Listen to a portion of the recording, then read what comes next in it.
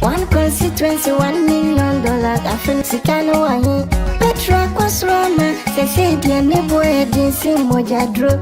Dollar, one teso. Electricity, Kwane Kwasro. Traders and importers are crying. I was so kind for you, Muso. Magazine, and Kwaye. Galam said for Sawadadawam. One district, one factory.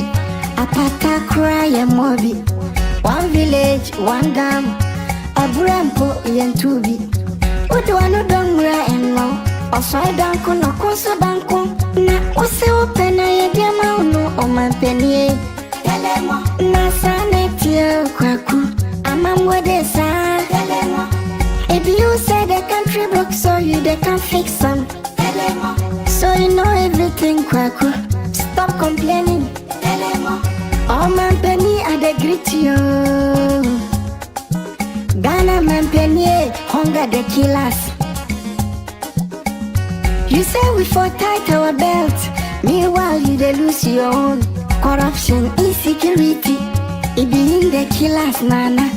It no be you say you never go borrow. Not sikano dear, ewaha. Ebane sang, chana ni biwa. Now fail nana borrow. See, large government, way they bring large corruption. Family and friends government, Yanfrewa Kufua, Winyabi.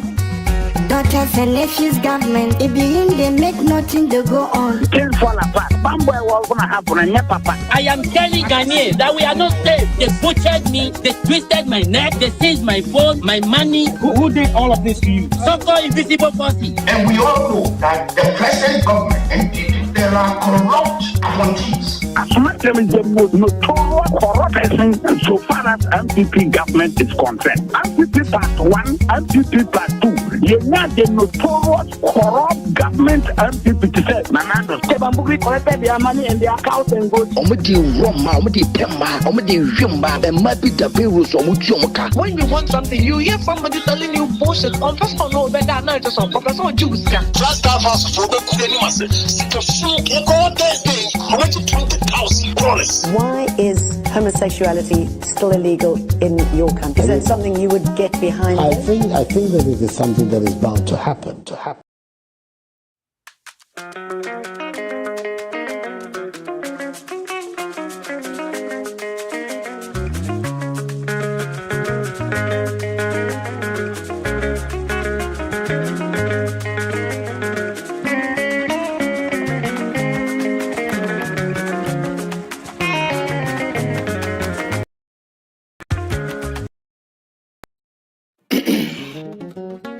Ye from ya kwadanya me. Macho krata tintin bi a me de komo mampeni. Na nsam bebre akwaso wa Ghana ha. Emra so samen so me ka bi. O mampeni mi chacha o. Ghana mampeni me mawatana se. Na wa brabo ya hweso die di mama bunu bebre papa.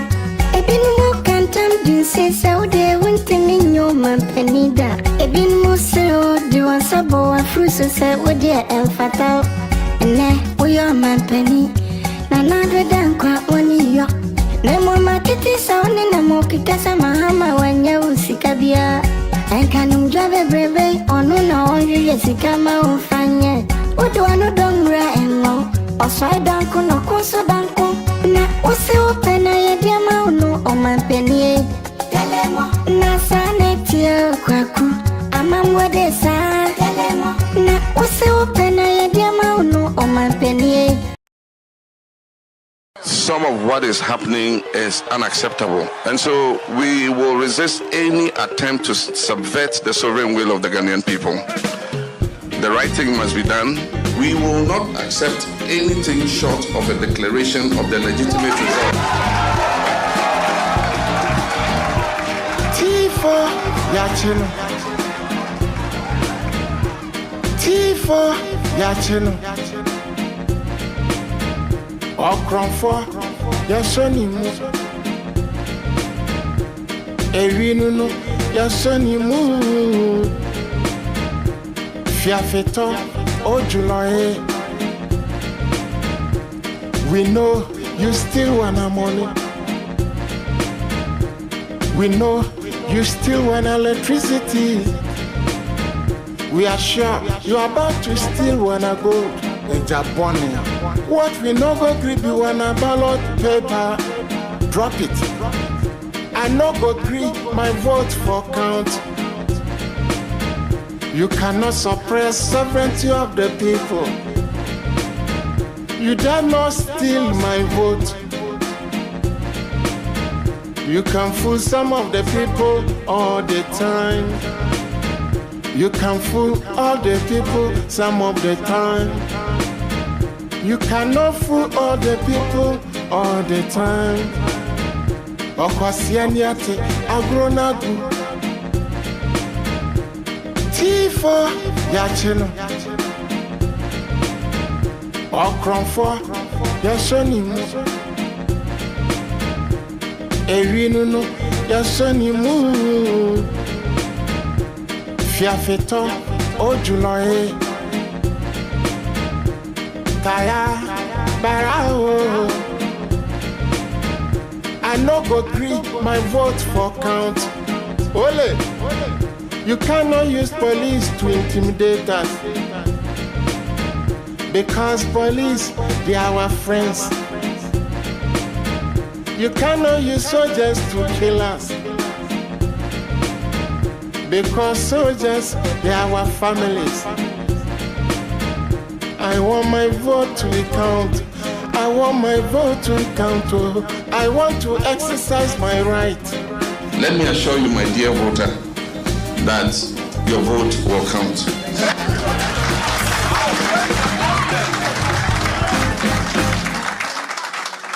Sir, Omo Achichamu, Mubino, edit to Minamana account, what dear no, and Waponum be a Diamawu. It's me, Nana, no. For the Nana, no. When him say me no fit, Nipper to one, I nimbra me new. Don't say Nipper, I can't wish you now, do know any a brepa. One in the Munu, which I said in town. I am no near free fan 77, and son, I was up by my boy now. Sister, I fear him.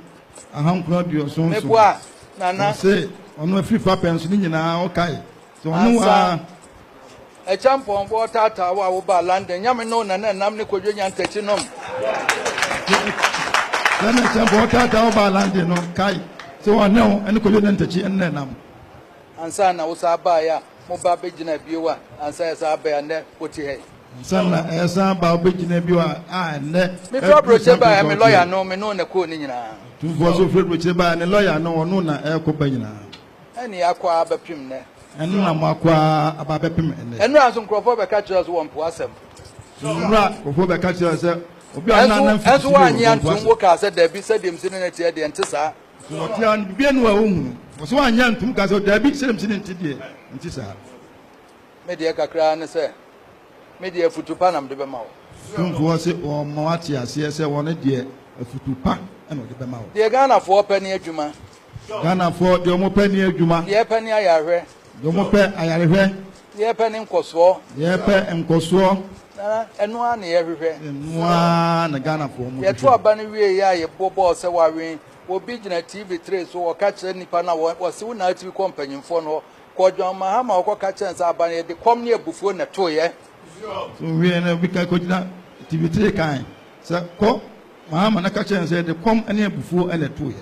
As I call another also a catcher and said, a come near before so on to Banoa, the come near before Bessa 20. Can't tell another one so back, that's why really, yeah, a come near before no, the pump Mahama. Ain't been at the pump. Who are him, dear? For Judy or so won him, dear. The word they won't Pessica review. Your word you are Bob bread, you won't Pessica the Ivy. And she says, a Kuhuna Jumani. See what bar for dog Ghana Honda or fire Juma, Nabua Ghana for. A dean Kwan says a whoop. Said dear good, it didn't Kwan. The Bell Dimba Comusa and Passable Mampany by near friend and after that, or Baba Ye Ghana year. Do it when did he hear and say, but my yard, dear Dachi Yakase. O man penny be bagana na efe na do dan kwa wado obeya ade ni pennyina ni daso ni pennyina Ghana fo se nyina ni daso sese Ghana fo o mani daso na so untimi nye di nyina na so ye bi mi hu. I'm hoping that he didn't say so. I'm hoping he didn't say that what JDM knows to do is to build a roof. And, Mr. Chairman, we can decide not to look at it as an insult. We can look at it as a backhanded compliment. And JM, I know you do many things, but I never knew you were a magician. Because I've never in my life seen anybody who can construct a roof and not lay foundation. So now we know. So now we know those who can turn this country around. It is a weak distraction. Whoever wrote that speech should have put in what exactly the president has done for the people of Komenda. I come from Komenda. And what he's done for the people of Central Region. You should have given him a list instead of this distraction that is going nowhere. And you should have pointed out what specifically that has been achieved under this government for this country. And this is what we needed to have seen. I'm hoping that he didn't say so.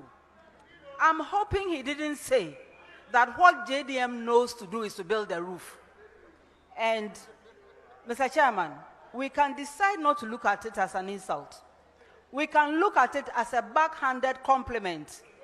And JM, I know you do many things, but I never knew you were a magician. Because I've never in my life seen anybody who can construct a roof and not lay foundation. So now we know. So now we know those who can turn this country around. It is a weak distraction. Whoever wrote that speech should have put in what exactly the president has done for the people of Komenda. I come from Komenda. And what he's done for the people of Central Region. You should have given him a list instead of this distraction that is going nowhere. And you should have pointed out what specifically that has been achieved under this government for this country. And this is what we needed to have seen. I'm hoping that he didn't. My whole focus was service. Once I saw the results, and it was clear we were not winning this particular election, I thought it was not good to leave the country under tension for any length of time. In fact, by 3 a.m., we knew that we had lost the election. The Electoral Commission was going to take a few days to get to that conclusion, but our own collation, the data that we got from all the polling stations, was clear that we were not going to win this election. And so the question was, should we wait for the Electoral Commission to go through its processes and then announce in a few days' time, or do I go out immediately? There were different opinions, but I made the decision that it was better to go out. At 3 a.m., it was a bit early. People were sleeping. So I decided that we'll do it at 9 a.m. On Sunday morning. And so we gathered the press, and then I made my announcement that morning to say, you know, my opponent had won decisively, and we are conceding the election. And I think that that helped bring down the tension in the country and help the process of the transition. I made that early concession to preserve our peace in Ghana, because otherwise we could have had many, you know, incidents of violence across, and I could see the potential. And so I thought by an early concession, you know, everybody would relax, you know, the winners would relax, and we who had lost would also understand that we had lost. So that was it. And it was also very important that our democracy should be respected. Democracy is about respecting the will of the people. You may think you are right, but the people may express a different view. And so once the people say, this is what we want, that is it. It's no ifs or buts. You accept the will of the people. And that is it. So for me, it was very simple, because the people had expressed their views by voting in one direction, and we had to accept it. There was no other issue around that particular expression. Then, I was also very concerned about the economy, because that foreign investment is very key to this country's economic growth. Any incidents of instability destroys confidence of foreign investors in any economy. And we have been trying to resuscitate this economy since COVID and all of that. And it was just too critical a time to allow instability into our country. It would deter. It takes a long time to recover confidence if it is lost. And I thought it was very, very important that we make sure that there is stability in Ghana, so that foreign investment and all the programs that we've initiated, there will be confidence, and that will continue, so that we can build this economy, even if it's under a new government. Then I was concerned about security in the sub-region. Any instability in Ghana, gives, succor to the terrorists in our sub-region. They will find reason to be here. And so it was very, very important, for the sake of the security of Ghana, to really emphasize and prioritize our stability and peace here. We thought that if any violence ensued, it will be negative for the security of Ghana and for the sub-region. So these were the reasons behind my early concession. I did it, but then after that, it seemed like a bigger deal than I thought it was. But many people seem to appreciate it, and many people in Ghana seem to really appreciate it. So my whole focus was service. Once I saw the results, and it was clear we were not winning this particular election, I thought it was not good to leave the country under tension for any length of time. In fact, by 3 a.m., we knew that we had lost the election. The Electoral Commission was going to take a few days to get to that conclusion, but our own collation, the data that we got from all the polling stations, was clear that we were not going to win this election. And so the question was, should we wait for the Electoral Commission to go through its processes and then announce in a few days' time, or do I go out immediately? There were different opinions, but I made the decision that it was better to go out. At 3 a.m. That is not my case. I am not your mama. And I can't go into your mama and tell him, no, I can't get shame and family. But at your home, you actually relegated the NDC. What the party card portray? What the MPP party card portray? Dues are what here. So don't come close. Let nobody deceive you. You can pay all the monies in the world. But I am telling you, so when destabilize the 27 constituencies, the list is there. Last week, Friday, we will go DNB. I'm on the phone. I have it. Don't dare ask. Because on my way, not say I'm me. I don't have anywhere to go. We need the earcore. And so on my way, boss said, my brother, baby, it's been penny. You can stay cool. She's not going to see you, mommy. What means the IGB was your mommy? For that, the IGB see you, mommy. I'm telling you. Because, and near my echoes was so much to say, no.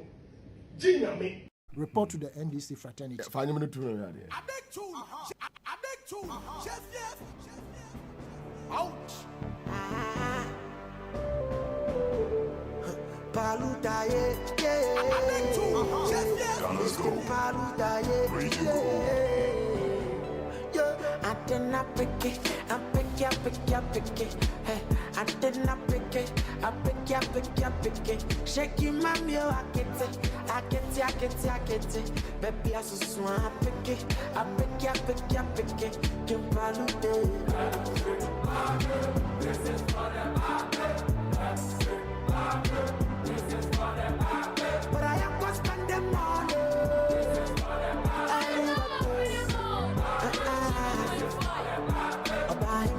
Come wait for me. Come wait for me. But I am gonna spend the money for the profit. Come wait for me. Come wait for me. But I am gonna spend the money. This for the profit. This for the profit. I pick it. Okay, so this is how we end the show for 2024. Pampaso. Report to the NDC fraternity. Find me to I beg two. Chef. Ouch. Paluta, yeah. I beg two. Chef. Let's go. Paluta, yeah. I did not pick it, I pick it. Hey, I did not pick it, I pick it. Shaking my meal, I get it. Mana for Greater Accra NDC, or a former member of Parliament paying. One more chairman, European Parliament. He's the first chairman. Or breaking that record now. He's the first chairman under the leadership. And NDC ako okua omanya 31/34. Greater Accra is the most populous region all over this country. And other regions ni nyina no kabomwa. Ope ba bia dom dodo wa Greater Accra. Wonona the next 4 years and now let's say 2 years no odi NDC enim san say na hinye no wadi 2 years atwam. Na on Kasabebre, but he will get the job done. Ekwanya Ashimo Faso winning Greater Accra chairmanship. It take near Enkofobebre by surprise. At that time, Mekai Chamadekoka, being the incumbent, na Mekai was it Tete Michael Tete of Ningo Pram. These were the two leading candidates. At that time, Ashimo, I'm writing off. But at the end of the day, Ashimo, any P elder elections in the more, Udin Kunim. Yes, now a choir of fast year the campaign, Wanko Media was a strategy, innovation, science, BBR, and all the winning here. Na ope regional chairman for these crop of chairmen from the northern side to from the northern Ghana to south. Ahoma suffer pa Ajimo the party for.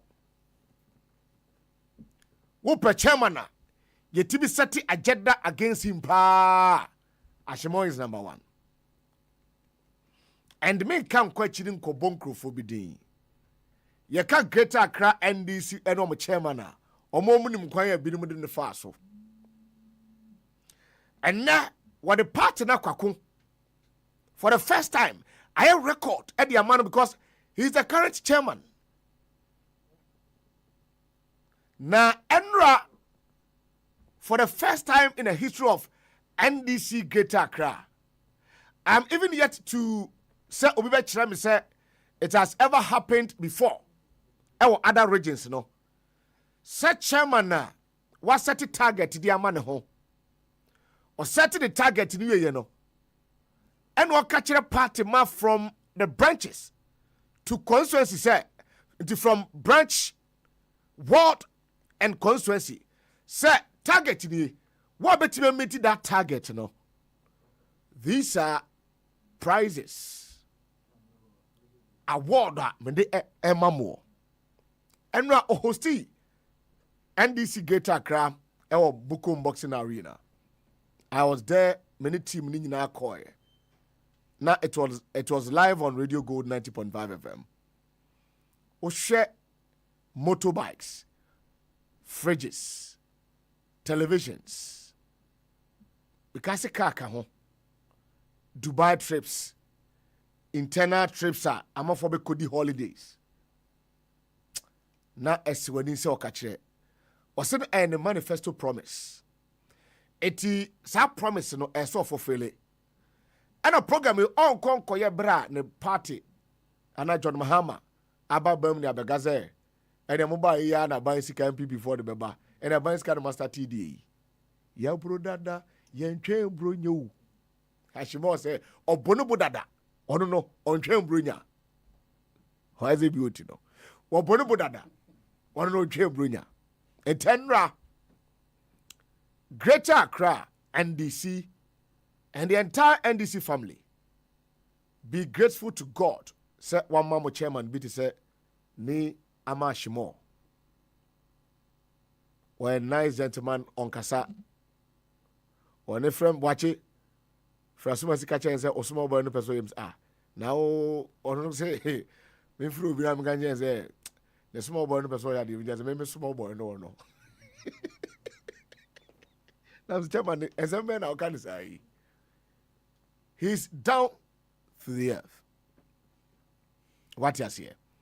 Eti mame mona baso na mention in crying say enema of fame no na enkunimdie bi eden edi akire a eba ha nipa bia ho na for ha mu a na je se won onye nyame ba esu nya dansidie eti ahimo dansidie ni Greater Accra Regional Chairman make kasam fan ho bebre ye di bro nya ni wi a me ametwe na bahanum osaba so bode His Excellency John Dramani Mahama Ashimo is a serious guy. Prof Ashimo is a serious chairman. The kind of investment, the support or the more campaign we say no. I mean write it off other regional chairman for the because I hono omo farming ko hu the semi huno. But the near huno eden odi hu dance here. The guy is on top. Greater Accra for the first time coalition room. And it's 2020 to 2016. But the whole party in the coalition room crash here. But Ashimo, Greater Accra on the coalition room. Constituency Bia also on the coalition center. I am Ubia TV. You provide Bibia the amount to catch them say Omashi and Nazi Ubia Hako system. And Nejuma. 34 seats was Mako 31. Amane OTMP tra MP before from MP through Greater Accra. Was MP Snakatre. Whole Greater Accra Tema Metro. Was sure me nasi Tema Metro for the first time. 3 seats in our Jinina. Eti Chairman Emmanuel Ni Ashimo. Greater Accra Regional Chairman. Boss, kudos. The sky is your limit. Adrimpa woma o party. Adrimpa woma nipa. Ya maybe shirawo, no shirawo. Na Ghana no. Me jimudi mube buabu ni ye.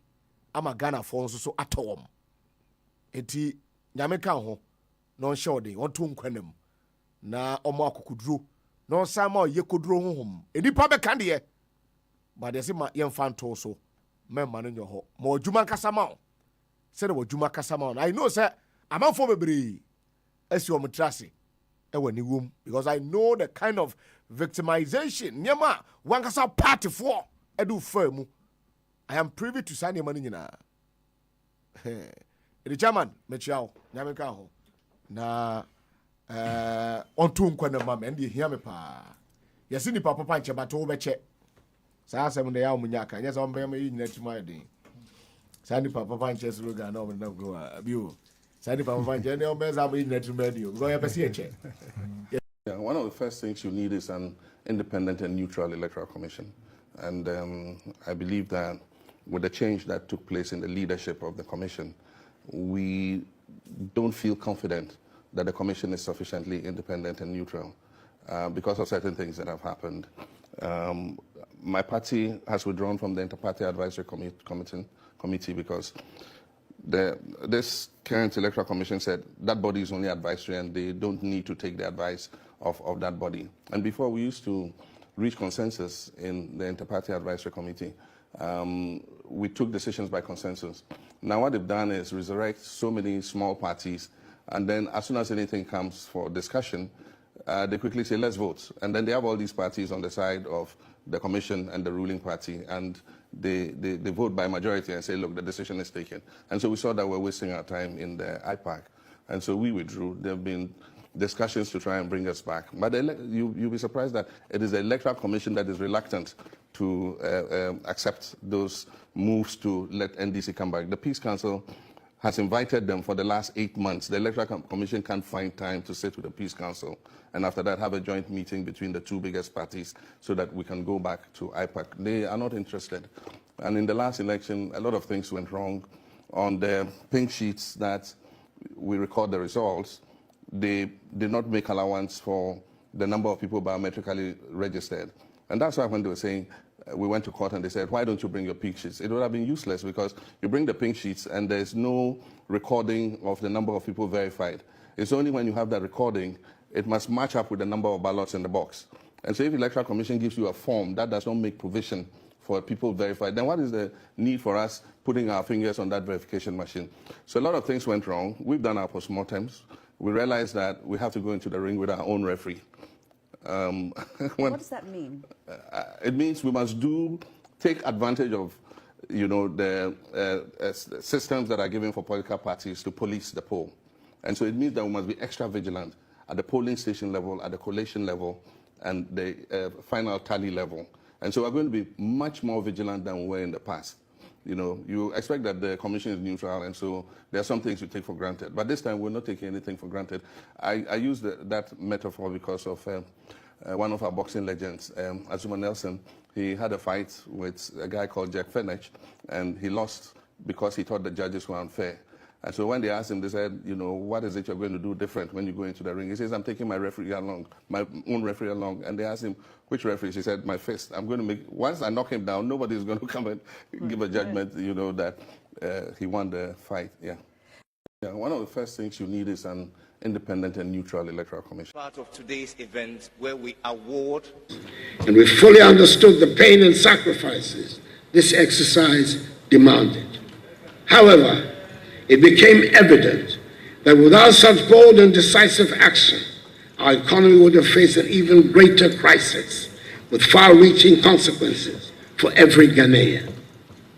This restructuring was essential to address unsustainable debt levels and to create the fiscal space needed to stabilize the economy and lay the groundwork for future growth. It was critical in ensuring that Ghana could meet her financial obligations, regain the confidence of international and domestic investors, and restore our economic credibility. Through the resilience and understanding of the Ghanaian people, coupled with the strategic measures we implemented, we have been able to chart a path towards the recovery that is underway. Today, we're witnessing the positive outcomes of the painful but yet necessary exercise. The economy is rebounding strongly. Our fiscal position is more stable, and our debt sustainability has significantly improved. These developments have provided a solid foundation for sustained growth and development, ensuring that the sacrifices made by bondholders and other stakeholders will not be in vain, but rather the basis of Ghana's economic revival. Mr. Speaker, the country is not broke, as some propagandists want us to believe. We're handing over the country with gross international reserves of almost 8 billion United States dollars.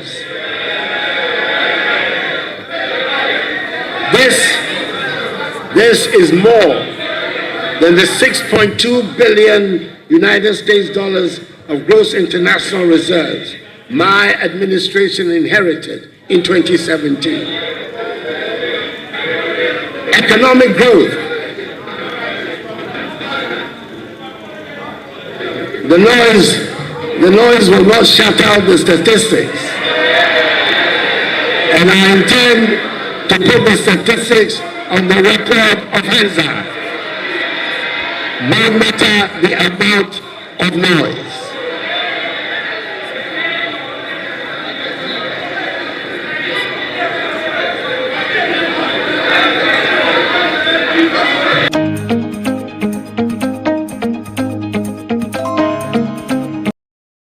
We would have faced an even greater crisis with far-reaching consequences for every Ghanaian. This restructuring was essential to address unsustainable debt levels and to create the fiscal space needed to stabilize the economy and lay the groundwork for future growth. It was critical in ensuring that Ghana could meet her financial obligations, regain the confidence of international and domestic investors, and restore our economic credibility. Through the resilience and understanding of the Ghanaian people, coupled with the strategic measures we implemented, we have been able to chart a path towards the recovery that is underway. Today, we're witnessing the positive outcomes of the painful but yet necessary exercise. The economy is rebounding strongly. Our fiscal position is more stable, and our debt sustainability has significantly improved. These developments have provided a solid foundation for sustained growth and development, ensuring that the sacrifices made by bondholders and other stakeholders will not be in vain, but rather the basis of Ghana's economic revival. Mr. Speaker, the country is not broke. As some propagandists want us to believe. We're handing over the country with gross international reserves of almost 8 billion United States dollars.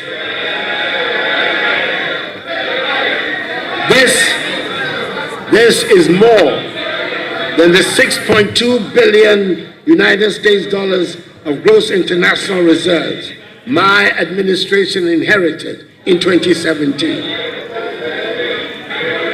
Economic growth. The noise will not shut out the statistics. And I intend to put the statistics on the record of Hansard, no matter the amount of noise.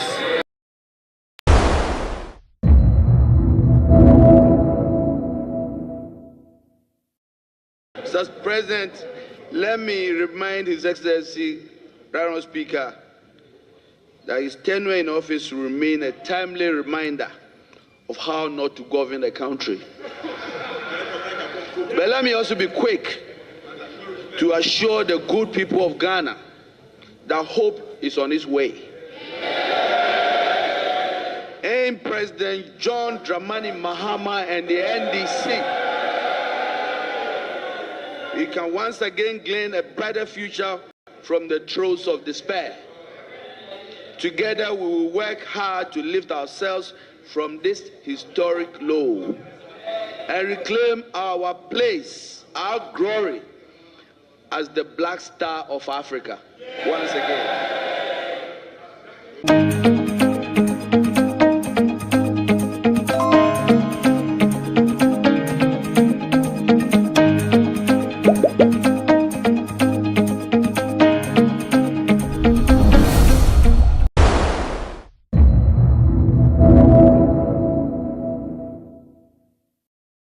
Mr. President, let me remind His Excellency, Honourable Speaker, that his tenure in office will remain a timely reminder of how not to govern the country. But let me also be quick to assure the good people of Ghana that hope is on its way. And President John Dramani Mahama and the NDC, we can once again glean a brighter future from the throes of despair. Together we will work hard to lift ourselves from this historic low and reclaim our place, our glory as the Black Star of Africa. Once again.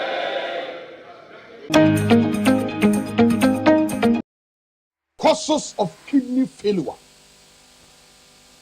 Now those say and try you free to take a tremono. The Mubako Krenua Enokre.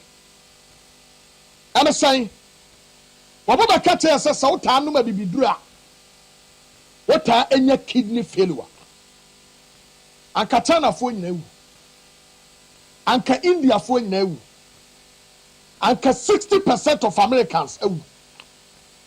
Somewhere none who do rather some entro. A bibidro and a herbal medicine and a buoni pediano a guru. Plastic products. A brofu enra woman de mayan enum. And no ne cause kidney diseases. And a judidie and sa one any woman who do be ya a man for a ta a ye. And no any cause kidney problems. Na kidney problem, any liver problems are one of the major cause of death. I render so many homes useless because a Japanese Nippon pre pay yenano and what is occurring in our that dialysis show. Enti ama ahwadi bia eni hudi mano. Muni ase kidney ente wa. Webaka se ewia se bibia wo. But kidney yade and the liver etewa. And obe say anu wase. And until I make come from out say Solak Natural Clinic. A honey baby a was so do it. With him, Dr. Solomon, baby Ameka say on Yedru. One KNUST Herbal Medicine Department. Akabum Eddie Edraba. Na ubisa say kidney no adie na yen woni padua no. Kidney na djuma na say esone emoja so. Na efi no wo de produce Johnson no wa Johnson pi. Na djuma no. Ana liver no so adjuma ye na say wonu na mframa bia wo behome no osone mframa no so. Na wayi papa no a ewo mu no amani padua no. De anye no no we sama na pi. Na wo say ete said ye wo de sone ye. Waye abe. Na wo sone so. Wo de sone ye ene be sone. Na sone ye no a wo de sone so no. Wo be say de bo no a wo pa wo hie abe no edigu sone ye no mu no. Wo be say enwo no a abe ni bi na asase ededa. Na mafini bi asase esisi ntokuru no.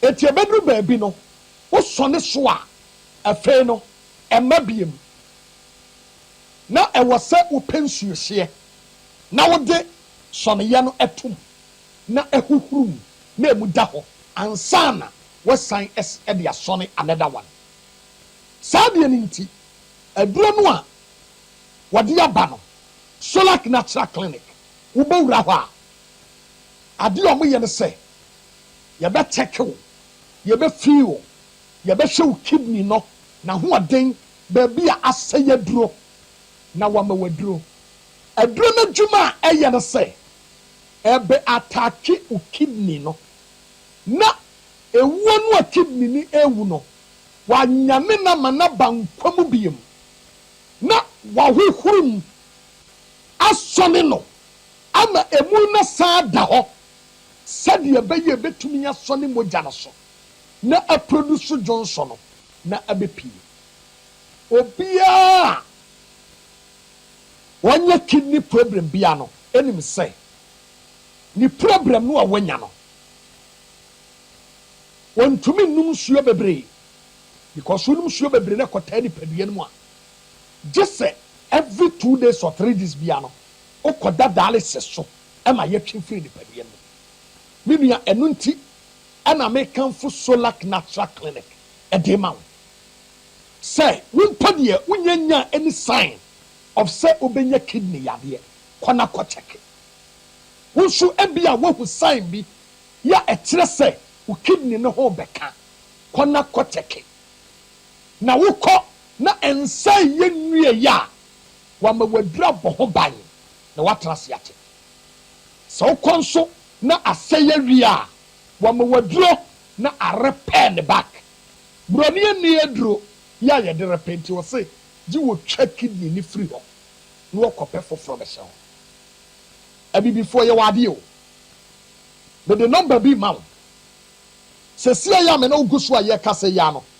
Fred doctor no onaye na woni ni nkomo minimum me wo ho one day man ba ko wote yanka ewo e ha say ye program na ye news na meka ho asem ene odi atire okwa ye koduru ye no wonu maduro no within 3 days na kidney stones wodwonso na dedem anya gro bi ne yedi o wodi ye number no e 0553 93 2631 0553 93 2631 Jinibium 0553 93 2631 Ebia na wuni any sign of kidney illness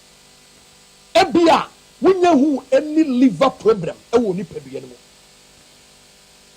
na all these things ni nyina no se wo hu bi o se wo hu bi o menua kopa duro na no aduro no ne bo anya din bia e cheso ana ye nto duro no wadwam je ko hospital ho ne ye chekew na ye hu kidney no ebia na wo de ne ye ebia na nye se nye de a ene yakwanya no ano no ayanso a ne wabɔ ho ban because obi wo ha the kidney no ahoden but kidney stones asese the kidney no but kidney stones asese the kidney no minua kidney stones no enya ebuo ana abewura ni padua no mu aba be block you kidney stones no wura ni padua no mu a eno na say kidney na ahoden so etin ye kan form out say Solak Natural Clinic e wo kokomlemle Royal Castle Road obe Harvard Senior High School wachina day ko na woni doctor enkodi sawoso e na me ne wo kasai wotemi nkan ya frɛ no woni ni nkomo kyerɛkyerɛ mu kyerɛ no na doctor beje so no ne wabɔ nkomo enye da bia ne yebɛka yenkwa brokyere yenkwa ha look yekura ba won se mo hyase se mo accept de ye wa na ye som yi a oman Ghana betumpon me na me ka kyerɛ oman no ebetumpon na de ntoma pafra ama akwanenim eti da bia ya me ka se abibifo ye wo ade papa eboa ye nipadua ba de yempe sabio ye sano se ye kwa afuo mu a ye guso a ye do no ya danfo baako ene wo ye sofo dia me afre ne kraman kote no ena nwombo enu otuwi na wo ma bibisa me nria me de kama no anam se enyo ne ma puagu ne worre ne wosere na kwala ketua wo ne be me sen nani mu a enye bi ni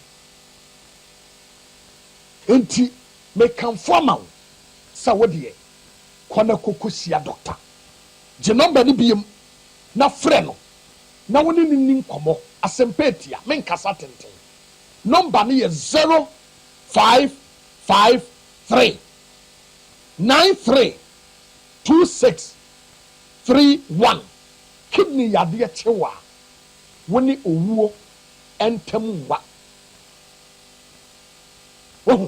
wote wa be se bia wona ase asase tatai etamre bia obi ha wode nsa eka ne mfe ha obe se eye na isha shapempa wodi ya wotie want you dia me kano me say you don't even need to see or so wodi wani be hu symptoms kwasa move kwa ya sabia abi before your problem back and say yam check up yam check up obi 2 days when yan and 9 was serious masa phone number 0553 93 2631 0553 93 2631 u kidney and u liver Fako Solak Natural Clinic kwate said ya uko hospital na kwahwe ho yade tena seche e ma kidney ni liver nku yesi ya ho aduro ni ho ko check ya bibiduro no he ko heba hospital ho na ko hese e ho aduro ho ana e ho aduro ni wo na be ko kodi adanse 0553 93 2631 0553 93 2631 Solak Natural Clinic was a quality first. One in coding commosia, the Bessibiano, where the one dance ye beba, I'm a being so ako kumanga. Radio Gold 90.5.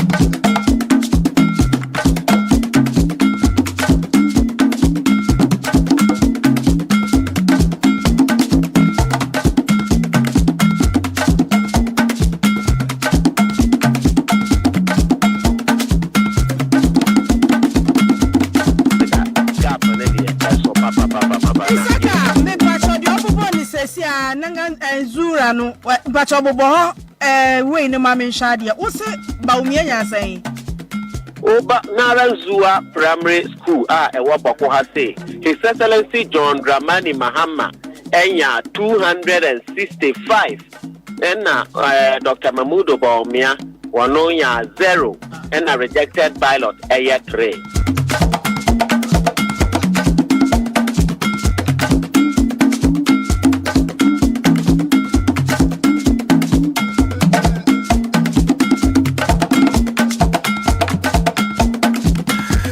Okay, abusia mamenchiamo enawiyai na mensa mama kwa basonko medo eba 90.5 FM kasa fidie so sima mako aduasa enai abo ediapa awiadonko ho enne juada bosumi yefen opepon eno so ene bosumi edikan ewon fiem pim yenu ene aduenu enummo enne de toso mako ensia mema aha na mama kwa ba about Ghana's #1 radio station, Radio Gold 90.5, your past station.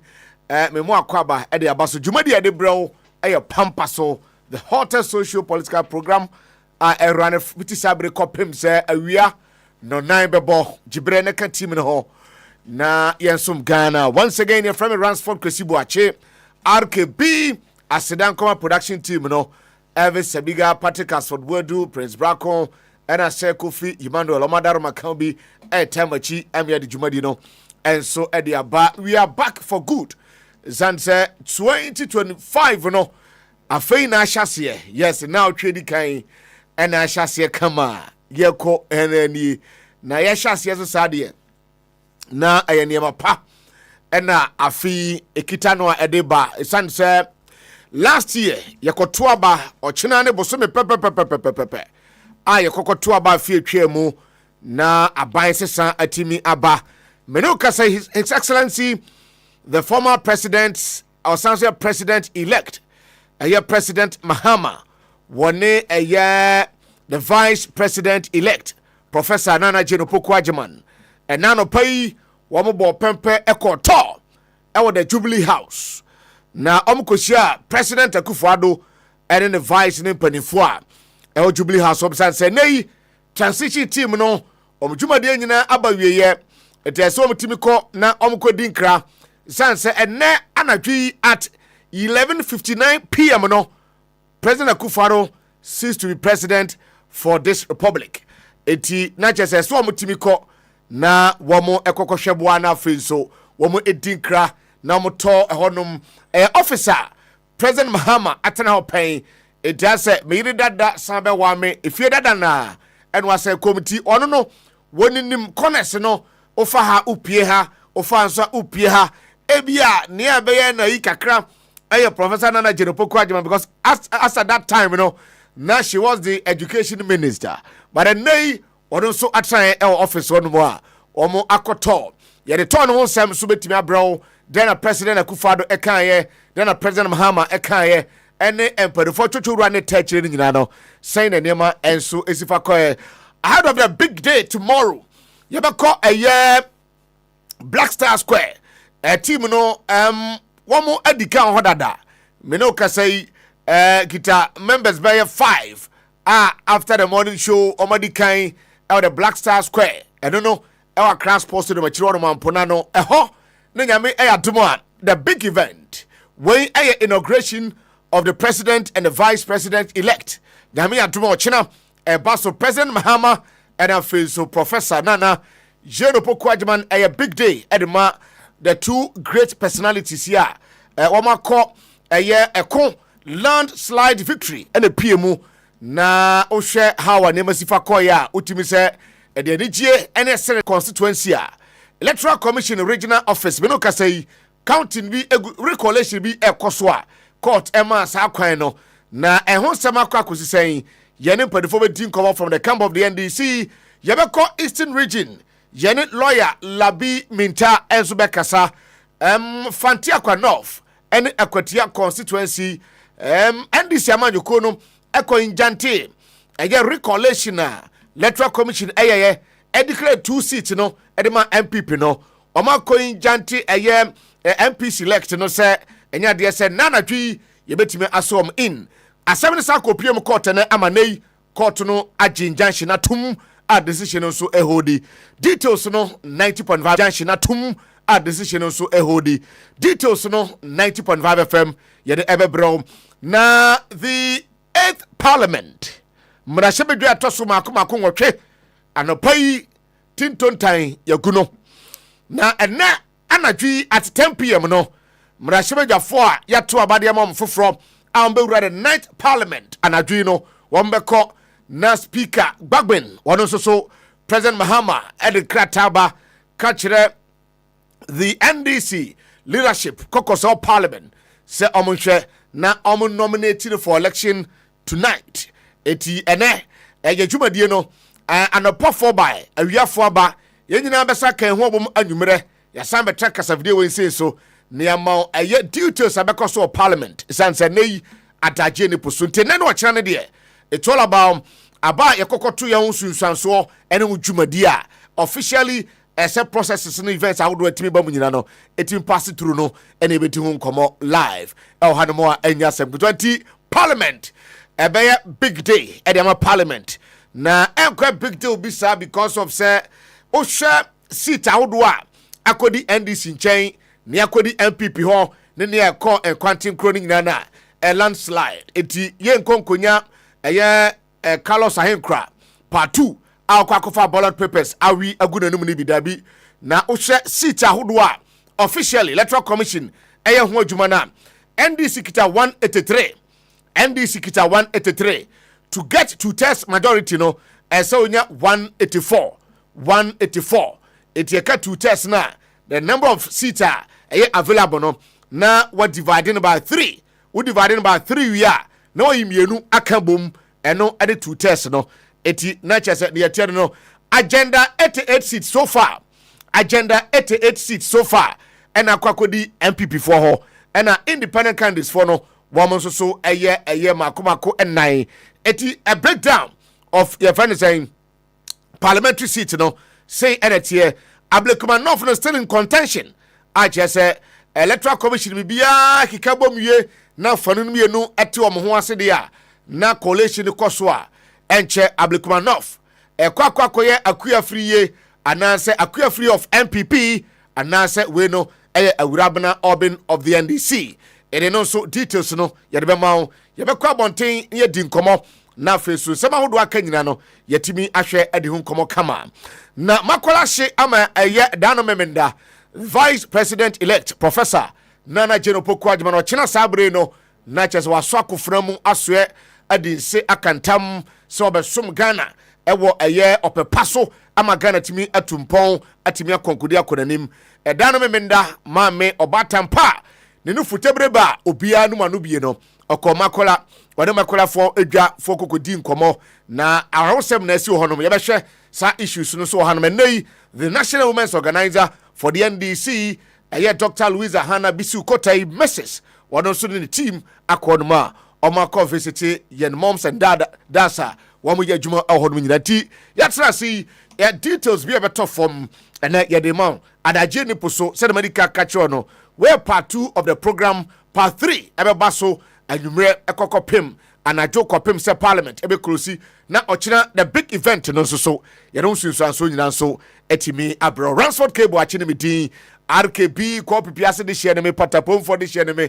wade aseɛ eti na gye sɛ ne yɛteɛ ɛnso so ɛne no na yɛnkɔ Eastern Region tew ne yɛndi sa nkɔmmɔ wɔ ifi hɔnom na yɛhwɛ Fantiakwa North ɛne ɛyɛ kwatia ɛyɛ coalition ahodoɔ a ɛkɔɔ soɔ ɛne so far hawa ɛnneɛma asifa kɔ yɛwia na yɛkɛngya agum ɛwɔ ɛyɛ other side no but ɛnɛ ɛna President Akufo-Addo efie nwɔtwe a obedi yɛ no ɛnɛ sɛdɛmdi kankan no at 11:59 p.m.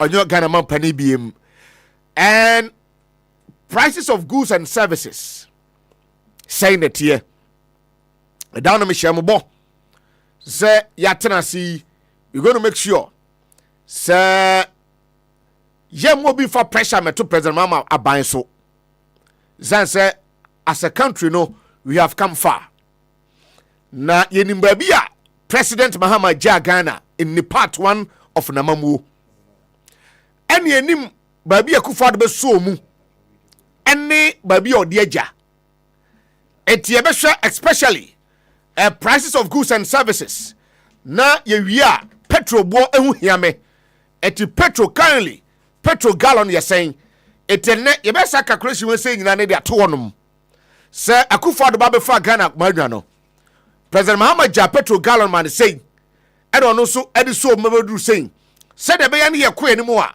sabi obi mfa pressure ɛma bɛto President Mahama so eti prices of commodities market ne nyina no ɛnɛ yɛatena si yɛbɛhwɛ ne yɛboaboa ne nyina no yɛde records no nso ayɛdɛn atimi ato wɔnom ɔkyerɛ bi no yɛsɛ yɛdu amanfo so a yɛka yɛ no mu a na afei so yɛtumi hu hawa nneɛma bɛsifa kɔ ma me kɔ ahoma ne so na me ne ɛyɛ lawyer Isaac Mintala bi ɛni nkɔmmɔ regional director legal ɛde NDC amanyɔko lawyer otimi nka unua kuma boakyide maha yɛgya lawyer bibi abɔkɔ deɛ nyame adom ɔyɛ gudo yɛni nkɔmmɔ kakra ne yɛnhwɛ ɛyɛ seat mienu a ɛho abasɛm ɛwɔ Eastern Region apoemantem de me maame kro na ma me regent ho no nsem no ba aya na akwakọ kame so hu eti bibia asa mpese eye east in the hojo so far akwatia any fanti akwa north issues no I fa no maduru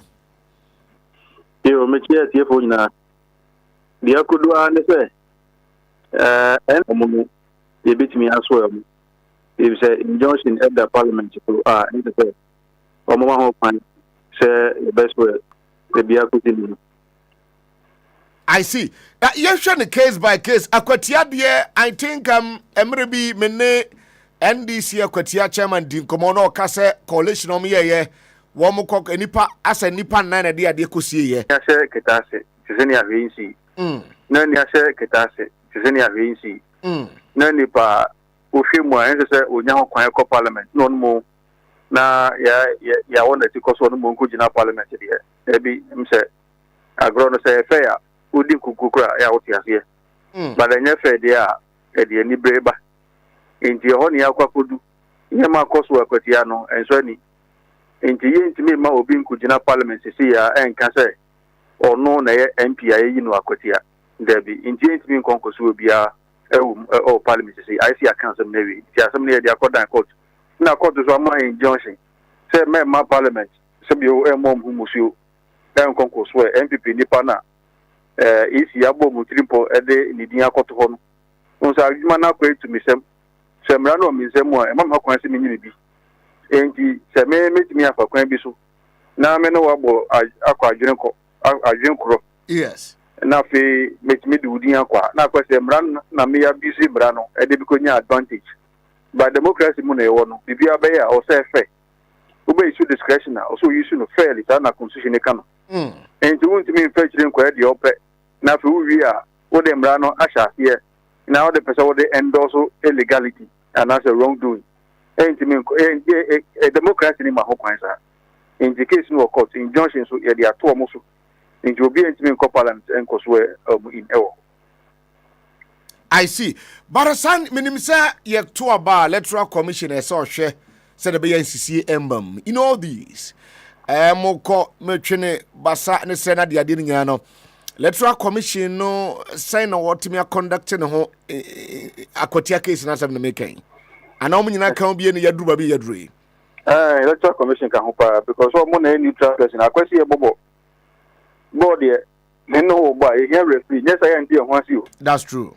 Nti referee ne so ban so a sabio asam ka o so di ne ho ni ni e de mbra na ya hye no e de to na e de adwuma sa de o sha mi go kwa meti ase aha na mo san ko ni sa de a ene e bo ni enya mo nwi enti sa na ko ba electoral commission ka ho pa so mo ka ho na san se mi na akoba no e se we abano kra na o mo ku declare o tesano ye declare o akwatia iso abano ye to no akwatia ye yi MP no akwatia enti e de nti na kuku e pepe se de ko tesano so wo ko no aku declare o na heavy and heavy security ade na e fe ya so unya security bia enti omuka ho na akoba ne sa enti omo so ya de omuka ho wo court ho electoral commission for no enti omugidi so omo ni ya omo so momra no mi yo no ma follow kwatia case kakra I think say na they were saying say 10 or 12 polling stations be overvoting so so overvoting in some so and also how far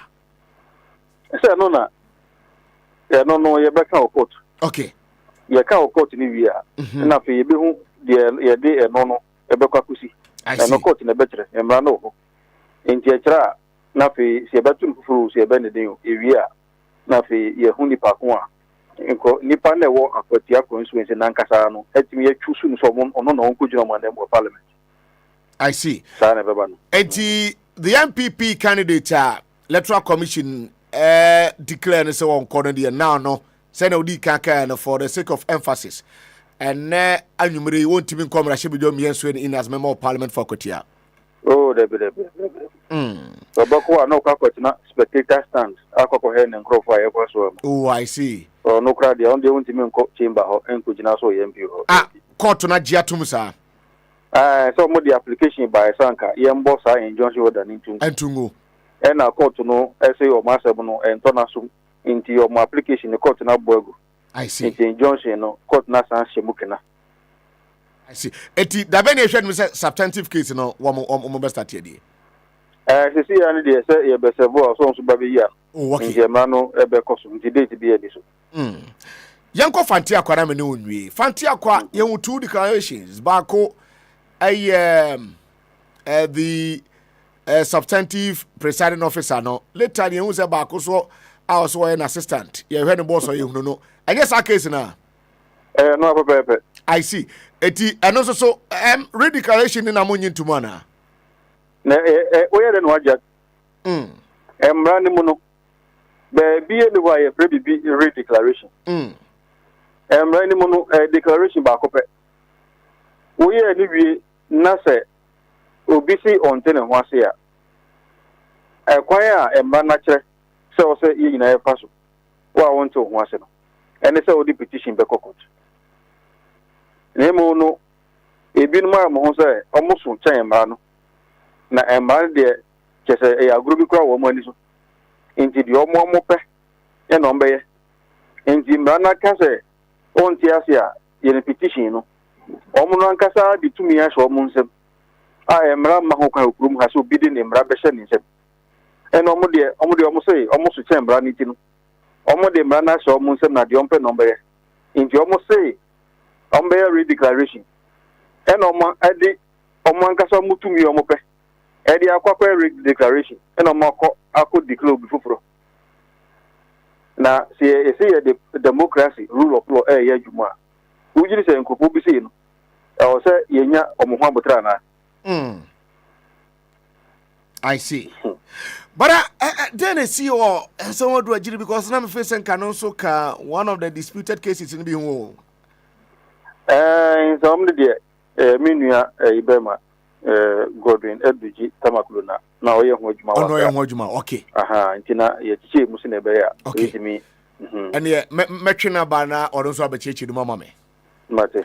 Lawyer Yamika Hona on Shorting. The Master. But I say, Lawyer Isaac Minta Labi, Regional Director Liga, NDC, Eastern Region. And I'm a taste of the Nadia Banti, not just any Tiano now. Cases no ebiane ne de nti akwatia enipa 9 na de ade kosie ye nipa 9 no MPP NDC Ghana Police Service and Electoral Commission de ade kosie ye ade yesi ade we ahye hanome si hia enan nyina ne be kam ma befa etom no na Ghana Police Service NPP ne Electoral Commission akoyi ade na edisie no abankan abekan I declare winner NDC for the name of 10 polling stations e wakwatia e ho nso no overvoting ekoso but overvoting koso a emran sesen your CI a ebo abato a ye to no ho nyina bra ne to how ye to no e ya to awie ne kenkan mu ne declaration nyina no ye rules and regulations are regulatory processes ni nyina Electoral Commission enim sade we nyina but asomabo mo ne aguso a wo mo eye ade a omo ankasa omo epe Fanti Akwa North eye constituency so no Electoral Commission presiding officer commission de ne call ye no wono so etimi eye ne coalition wiye e declare NDC peace ne se wa we ne ade chi ye no na akwa ono fra no say oye deputy PO presiding officer ye the number enkrantesa no aba by redeclaration of results ako declare NPP a candidate say ono so no wini enti one election 2 declarations 2 members of parliament elect 1 constituency Your mama wajuma ya papa. President Mahama wajuma ya papa. President Mahama wajuma ya papa. Electoral Commission ya to about 1 month in ye. Ya to about the entunye. Yes, 1 month, 1 solid month. Ya to about bosome eni wachina bosome ni wachina ya to aba. Ha, bosome ni wachina ya to aba.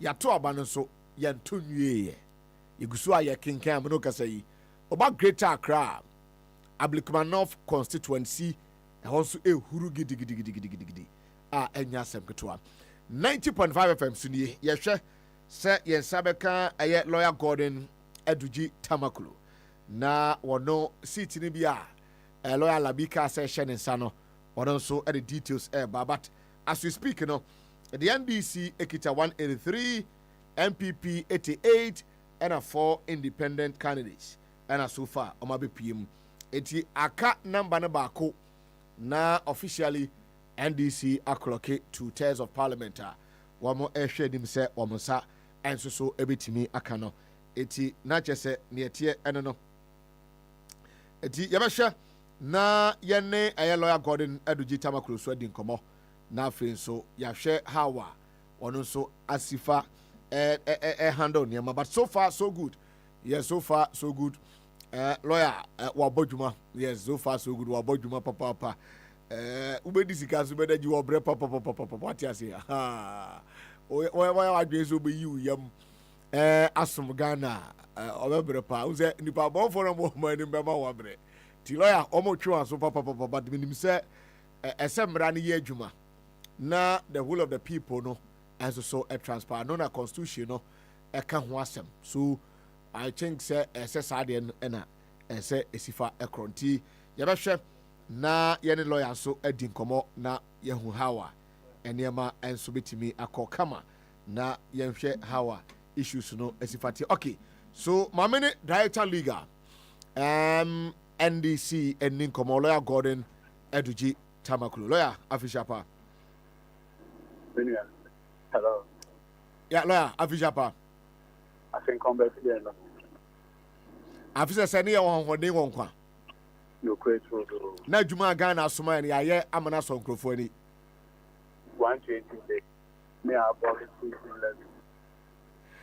Na ye bia me aye. Ye 120 days from me. Ye beye. So Muhammad beye. Obeye. Amen. Lawyer Madin come from Eastern Region. Mene lawyer Labi minta akasa dia fa 2 seats war Eastern Region injunction ba so MPPD application ko esen ka omko boy injunction to agu. Unfortunately for them court no agi injunction no atimi atum. Seat ba ko ani yedi hu nkomo aye ensoma duagiri. Eyan crofotrim Christian say na ensoma duagiri constituency no eka one of the disputed cases in ho. But MP before Koko Yom leadership last week na yensha ura no don pre akwakoka ho na automatically no mo wia gia tumo anisa anodon pre MP e won some dragiri. So far cases ahodo a parliamentary nenam ho no enfa no makwakodru case by case na enfa no bekwakowi because minim say anadwi and I yes were in the 9th parliament I am Rashebedafo. It makes me a one kind of the Oshaya and not the Supreme Court. Court can say and so one any one of them a man of action. And they are not seems to an amount as it said, yes, citation. She may know Castellano. And yet, I dry a one. But based on the Supreme Court decision of making it, now as they change the airport, will serve you the High Court. Now, the airport will serve you. And yes, as a motion case by case. Oh, okay. Okay. I see.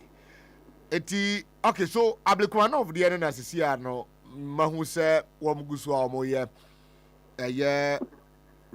coalition no.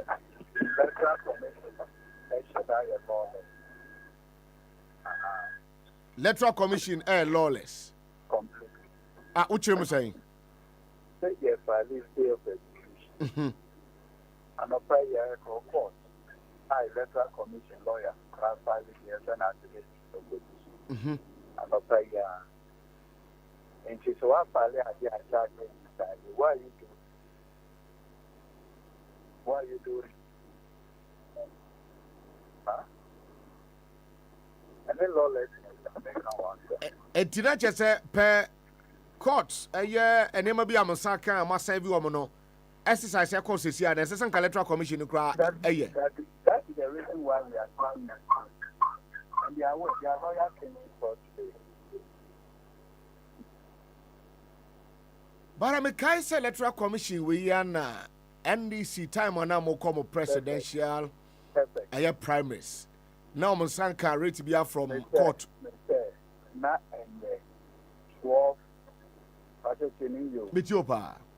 Not and 12 day of May 2023. Me and another number. Emma and Samano.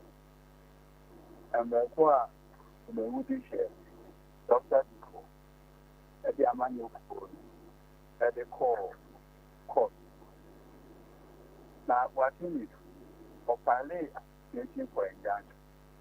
The Electoral Commission saw Crata, thinking that the fact that the answer your move the injunction application do not come and provide both president and parliament. Yamencha, the young folk have not me who serve. And yet, tell you, best work and the case into China. What you say, all kinds of best times. The Electoral Commission said, unless you building letter, if you court, actually say, said you have a party for action, the matter, and yet, of a yes.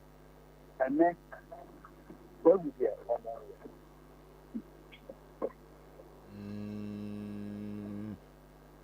Not just say about to win said and Casano commission no interest view by Biana.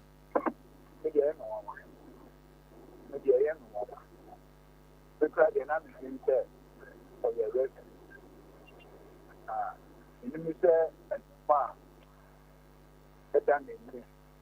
because a young committer, Oma takes time. I was here for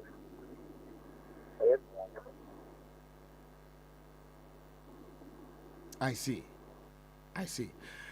Eti ablekuma of the no. Yenwie hɔ de no so if commission no exercise a wɔkɔ said they will come ɔmo bumra so no ekokoba say wɔmo declare winner ɛwɔ that election no mu ne before time the 9th parliament. That the year also greater account. 10 years we need the first time. Yes. Echo Kota, Echo Jaya, Echo Sisay.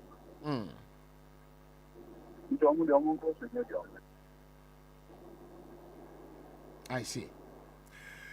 Yeah, Maminya Hana Memo, Moni Susuni Ajuma, and official Pampaso. Okay, once a year, you at the and me at the first clear of Yama and Yamanu, the Yam and Suma, and Yam, BPR, W, and Aya, for Modi, Yaya Papa, Yadi, Bundadish, John Drama, and the America. All right. Lawyer Gordon Edigi Kujotama Kulonamotene Kano Director Liga NDC. And so far, cases out on almost woman but to be an and the Obiakita special case. And see, won't to me and Kokani money in our boom as I before so. It's almost one by one. It's a better how and Emma Ebisifa. And so etimi aye orumti Electoral Commission omo kita krata from court as I say omo respect court to the decision, but unfortunately they said they will go ahead and do what pleases them and one or more and eti more year be pleasy a year I don't know, but you to about 1 month today, but unfortunately, still, Muguso, I just said, Mugusua, one more, or Mugusua, one more year near, here more, one more person, 1 more year. 80, not just said near Tiano. Na my major for enche ombeba yebedin komo and then big time me mama come and son of ya. And then first day at work had the one.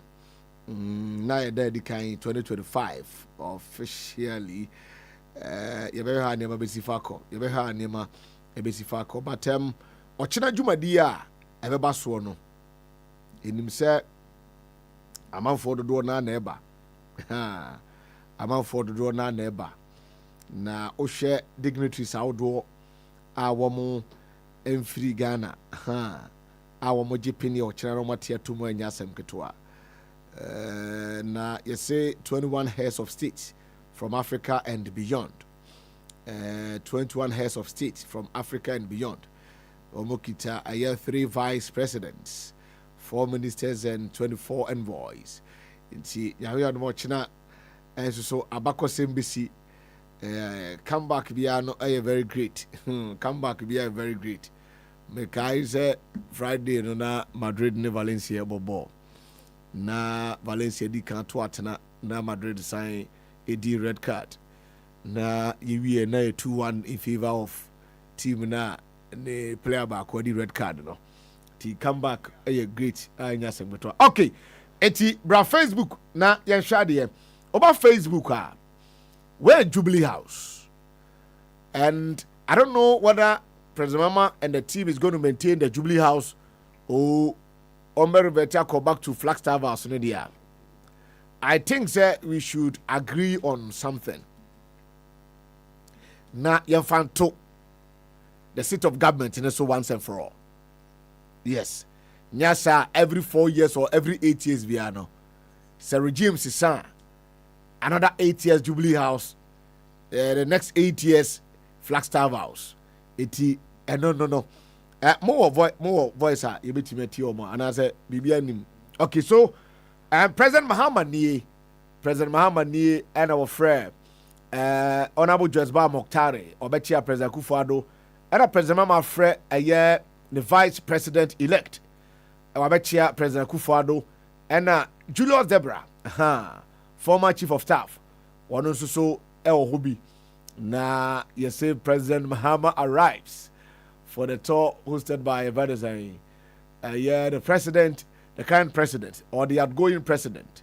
If Frema Parini, Frema or Pari, or no, and or and then Jefferson Saki de Jinawi. Jefferson Saki de Jinawi. The power suite to now power suite transcend say they are not for the canoe no the Akufo-Addo pardon on the mama SRC President Akufo-Addo power and then on the President Mahama SRC because me kai say President Akufo-Addo 10 or yeah you never be work occasion be mama person chiano or some chiao who na no twam wahu ne sane mani nyina na enforcer a unity among a empanifo ID and various political parties in the no. Bibi on a way yet. Bibi on a way yet. Now, for coffee mamma, coffee mrana, young chef. Coffee mrana finso. Yeah, for coffee mammy. Now, young chef, a year or more money tell from a year cantamanto. A jar, a shishi or honomano. Na afi yunha name ebisifako. So you remember back to this discussion. President Mahama and pay what in the running mate, but Yahu Dr. Mamadou Bawumia. Yahu Dr. Mamadou Bawumia. Yahu Dr. Mamadou Bawumia. Yahu Dr. Mamadou Bawumia and Yahu Mama Samira. Second lady ni Yahu no. But first lady cross on to see Yahu na we there President Kufuor Nenya. President Kufuor Nenya. Na no fear that the issue of Parliament na man for kaze Rebecca Muadi or snobbish na dia didn't no enyame nwa sawo. Mo kai sa sika ne de mama mpanin for yire ne mo a during the tenure of the President Akufo-Addo, Ekokoba so Mukwakotumu, you started raising concerns, no. You raise those concerns in Nano. You raise those concerns in Nano. Now, and a mammy dry. Mammy dry no sis can cry. Ye can was some don't pay. Tinia Tiaman, that and Crono Quaco Faba. I heard him who's the first lady, no. I must own the moon. I heard me who ye. Because one, you capture your constitution, see into your car. And then, for the full bit, who the need say, oh, President years so no amount for better con in chain into the young Pessica crab in trouble so much rather their momo. And ye quack to 2 abandonment for Catium. I won your abandonment in you. Na Cobitino e quaco pre and 2 months e. Now ye more allowance. Was allowance then santum. Was any amount to my media and the other moment magic na wodja. So what am who say my meno said see no behavior when you need she's over 70 years. I respect the age of Sherry House. If I tell you the way are or Snobe Urak Baben say what drama Grofo Kasami Kurenim those kind of things now. And you that day no name who said no, mammy Utim say honestly so I want to now so or any party but to the be a yen name be the pum coffee call Cantamanto coffee and say what say you? When him say one national men's organizer, more talk a cran there. Our Kanta, and now for Saturday, so no, and the vice president elect almost Oko Tor, our Kanta Manto. So far, I'm timing Kohonum, Wako Oko, you know, then in a Ubitima report, I'm a minimum for. Watch it, Meda say, na say Uko Pimo Kanta Manto, baby, Dano, disaster no, AC, no, Yamin no Queenie, your Hosem, a sense of share.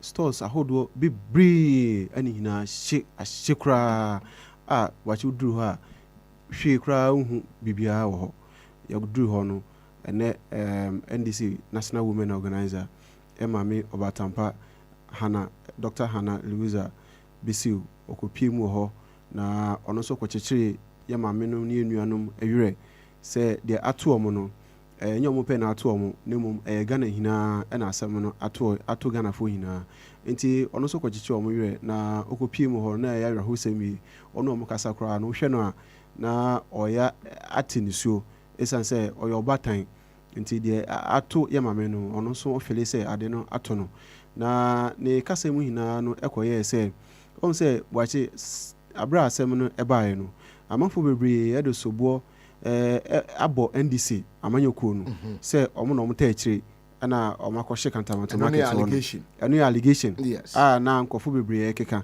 na odisa akwanya no ene yemame no ne nuanom edi ho nkomo da ne ma bi akire omo se entumi nye se NDC for na ayesa esanse NDC aban na Ghana for ato aba momo sisia no nyame adom akira ye de omampani Jomahama eba besi akonya so ama NDC for aba be take over na aban a wadi nkunim aba be take over no beba ne sei na aban no obekoso kwa kwahye market na akọboka because the SCC no kabo na aba ka bebre na aba na ohwe nso a NDC for aka bebre say omani niska the country is broke na aban a omufu akonya so yi say omawe nam ni hina amadompeni kurasa nti akoba ne sei na aban a oba o se sikani ho no o san so koboka biem asan de ato nti odwen ho a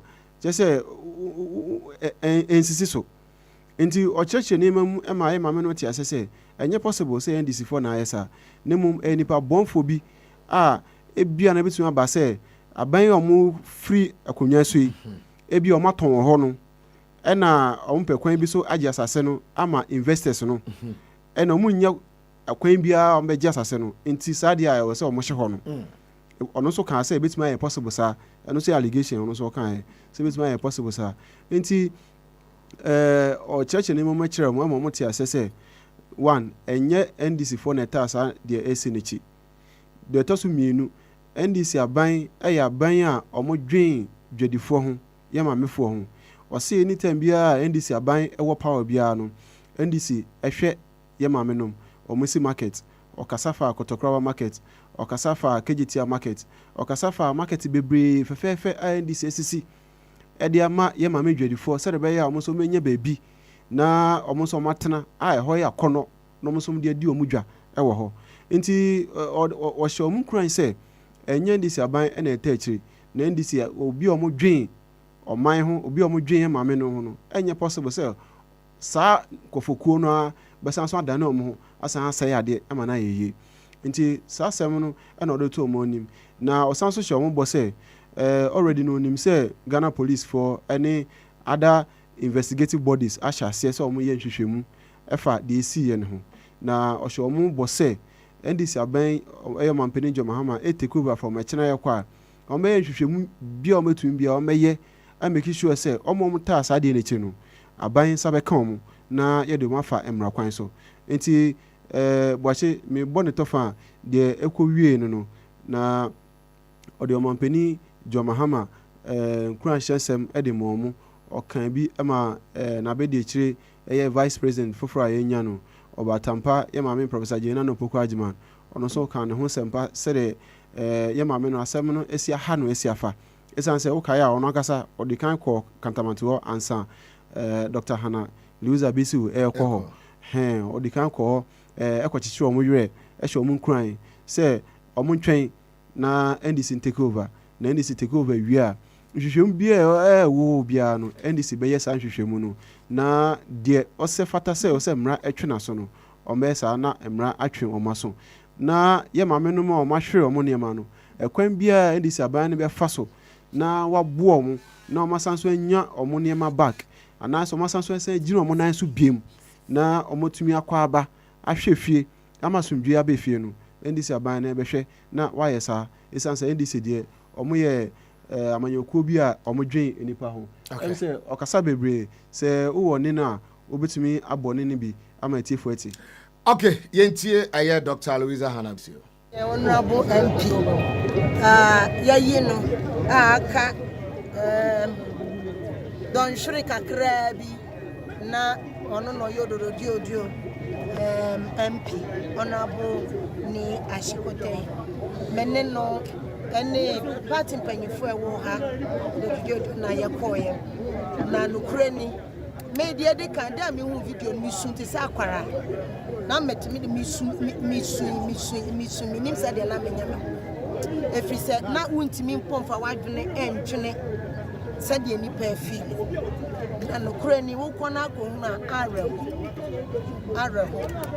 na die yakachre amanfo no se kedi kan ye momu kafra momu yako na katamantudwa no NDC ne de ma ho na wutie omu bia no nsama na aboniyefo bi trimusumfo bi aturuturafuo bi aturufo bi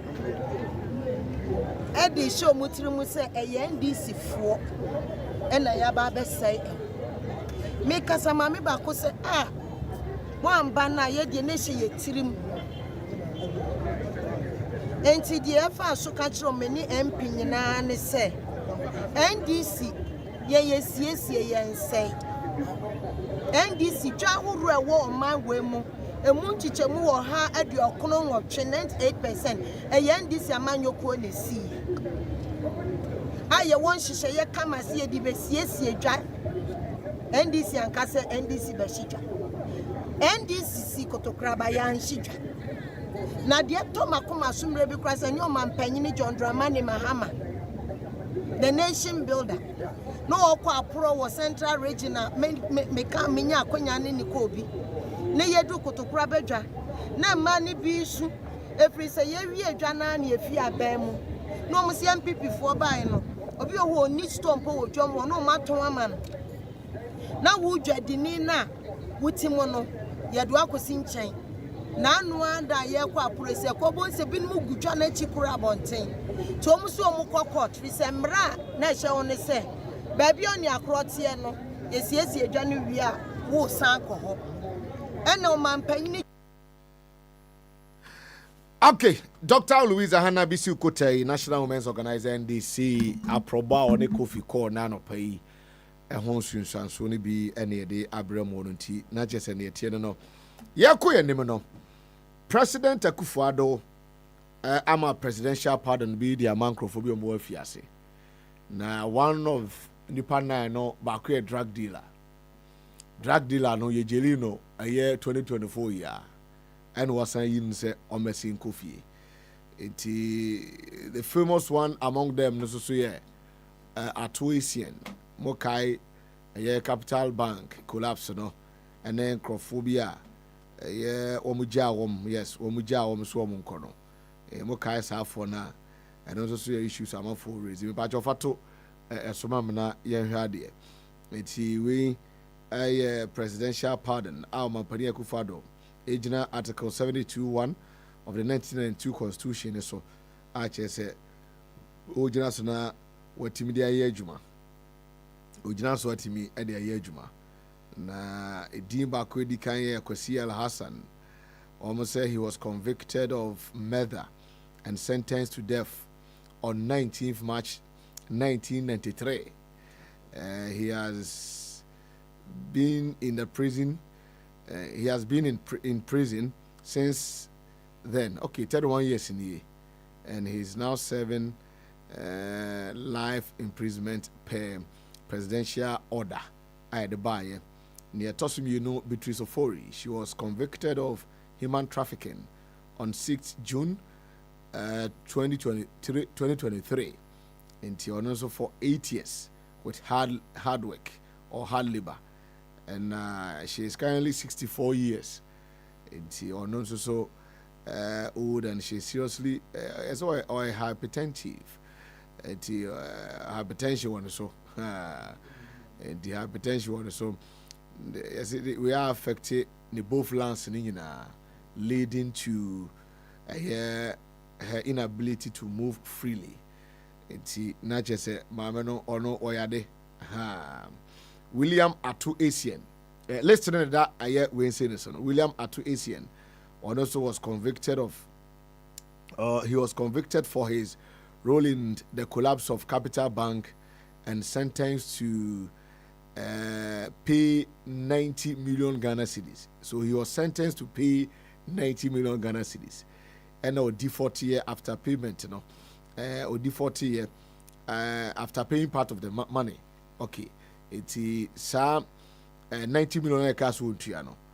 When to me any stipulated time by the man, no, and Abra Yesha towards the Sabron for 21 to me, Utia a part payment.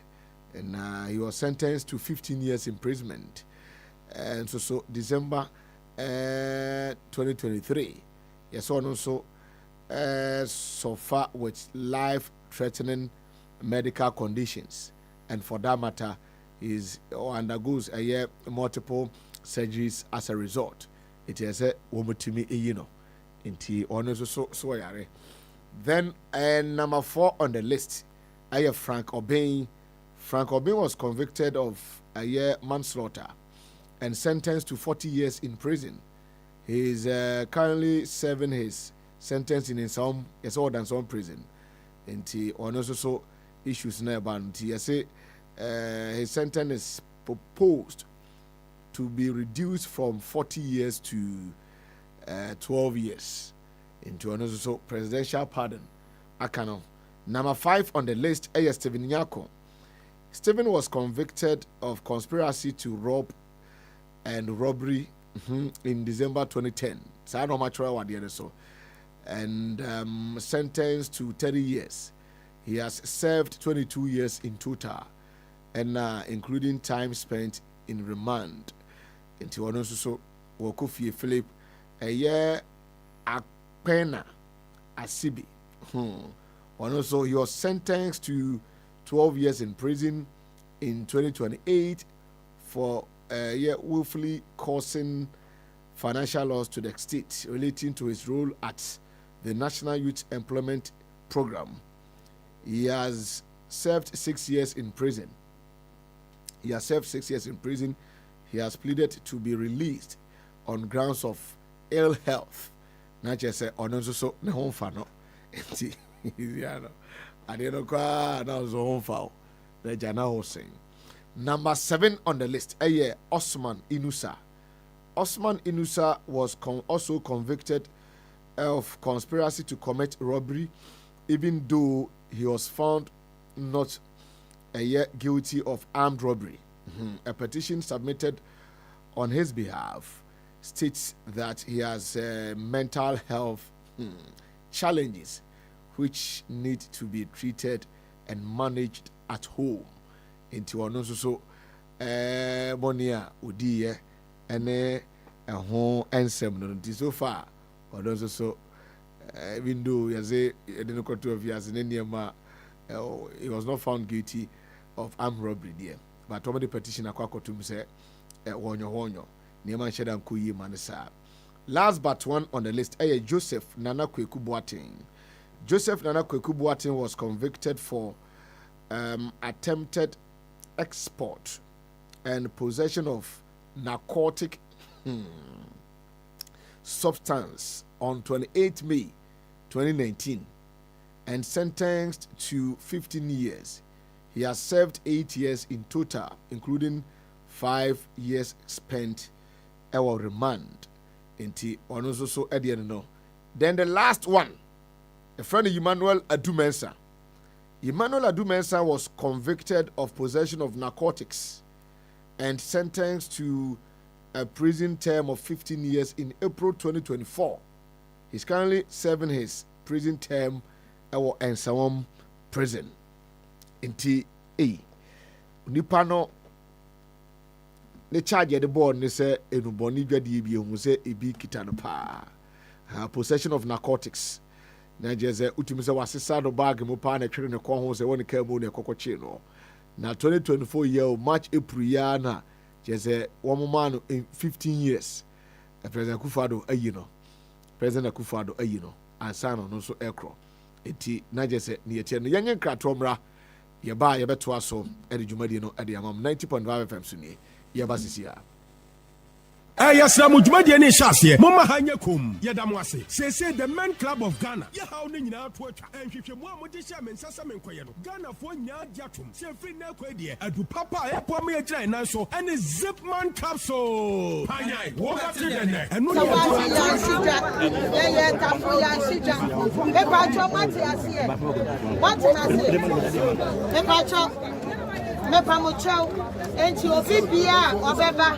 NDC yes say that is so big be obeba abeka saade no na oni akro bom na waye mepa mo chew mesra mo yan abeboa ye ho mo nkwaje busia fi channel ni bia ho na channel ni aka so oba abeboa mo channel ni bia store bia ni ha no aka so oba ba ma usika se fire stock channel for in charge mo amu me nyina ntitia mo rem enkosi se NDC abayi onya hihye ne transition wie ya emma no titura ma banko ho ejidi sam mpanyimfo so de koma mpanyina nim sam pe masloka de beba emo a wose ye mbo na katamantu ensam ensiese ho klienti mefa ye dwa no aba no be ye enti wo mo mudi nam se ye NDC no mepa mo chaw obi a wo ba kan mu ompeka ento ne ho so ha so mati asie na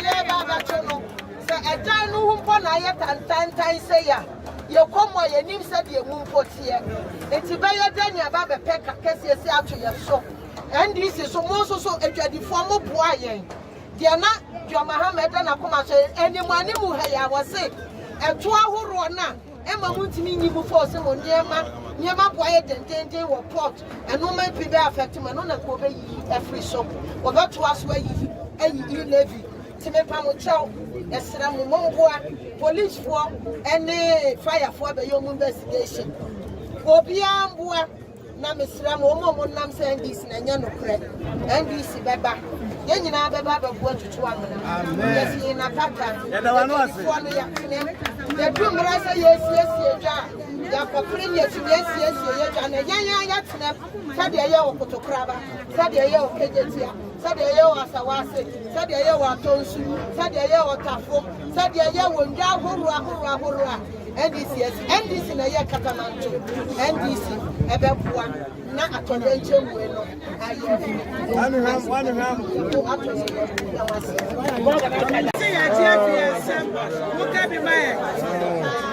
Sir, woman, I shall move. Ben ready to me, the man account. What dear no, and upon him be a dama. It's me, Nana, no. For the Nana, no. When him say me no fit, nipper to it, one I nimbra me new. Don't say nipper, I can't wish you now. Do know any a brepa. One in the mirror, which I said in town. Adam no near free fan 77, and son I was up by my boy now. Listen, I fear him. I haven't got your son. My boy, Nana say. On no free papa and swinging now, okay. So no, a champ on water tower over London, Yamino, and Namni Koyan Techinum. Then a champ water tower over London, okay. So I know, and Koyan Techi and Nenam. And son, I was a buyer, Moba Bejina Bua, and says I bear net what he had. Son, as about Bejina Bua, and let me probably say by a lawyer, no, me no, the Kunina. Two was of which by a lawyer, no, no, air company. Any aqua bepim ne. And no aqua about bepim. And now some crop catchers one possum. Before catchers, as one young worker said, there be said him sitting at the antissa. So, bien well, was one young to Gazo, there be same sitting today. And Tissa. Media Cacran, sir. Media Futupanam de Bemau. Don't was it or Moatia, CSA wanted dear, a Futupan and the Bemau. The Ghana for penny a Juma. Ghana for the Omopenny Juma. The penny I read. The Omope I read. Special guest for BR. I invade the platform, no, my mechanics. We are total invasion of Pampaso. But invasion, a view invasion. So, a good invasion. A very good one. So, Professor Bachem for Hanum, Deputy Regional Secretary NDC Asante Mantemo, Sanso Ena Mahmoud Kabori, a Central Front Police Constituency Communication Officer. Sanso the National Communication Team of the NDC. Then the special guest on the show, the uninvited guest, the one who has invaded the show. Honorable Nandaya Yauk Stanley. Mo kan say Walensi na me kan say yikita form independent candidate womoko parliament, and Nandaya is one of them. And the post to be I'm sure saying I didn't forfeit NDC membership despite going independent. Walensi MP elect. Story weighing December 24 City Newsroom for na publish it and to obey now for you who says no. Send an image back. Honorable Mamisha same for you. Congratulations. Thank you. What about you, ma? Oh, Mr. May who say more boy, Juma. Say be a boko dear. Be a boko. Walensi boko dear. Walensi boko. And so now me da with tear fast. Okay. Da omo view ye. Me da omo nyase. I say near course so me sad the constituency ase. Emma mo official pa. And near omo ye nyina so no me gina ahoma trophies you da omo ase. Okay. No mo ye no many so. I see. Na me so me koso abodwuma say na efata. Na near nyamede be che ye no na mo nsaka. I see. I contest no net saying about saying because now we were told say we're a member of the NDC. Yes. All of a sudden Oko as independent candidate. Then they see Emma Sadi in the Bemo and now when you GDS even if I go crana I'll still win when they buy no. The whole contest and I say near my process surrounding this elections especially the Walensi parliamentary seat, you know. Okay. Say the name of yes starting fee more primaries on the new room kakra. Oh yes. I say me da wano I say primaries no na me second primaries na me koi. Oh okay. Na first primaries no me fanya asem. Me ko boa ema AG seat no the see so. Okay. But na second primaries no yeah humwase this time around, that time around no. Na ebeye media Na me hu the youth na edi mechi. And say na omode omo ahonde etamichi no me hu say mabuno no omo choice. Okay. So me call contest. Ye ba be call contest no na normal BPP mo. Okay. Emma where NDC parliamentary primaries internal.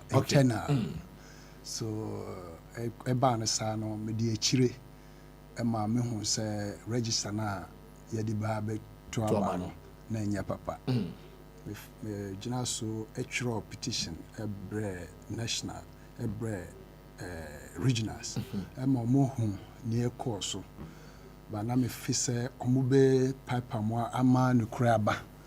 Because in Crofa omudi omo egu register no mo na entwase omo vote ena omo a say so omo be vote no omo yi omo din efimu a omo amfa due process bia so me chiro no nyina elections no nyemban so ban elections me push say nka omo ma me register na me hu near course ba omama me ba register me nya na me findings na me di konya register no so e course sa kopim da ye be kwa akoto aba na omo ma me register but register me kuta no let's just say animu so omo ba beto aba no na ye hu say entwase ye di sa register no ye adwuma so omo di be ye adwuma ene ye be hwe so na ye so ya make sure say Nkrofa ye benya se omo beto aba ma ye no omo akan ama ye pepepe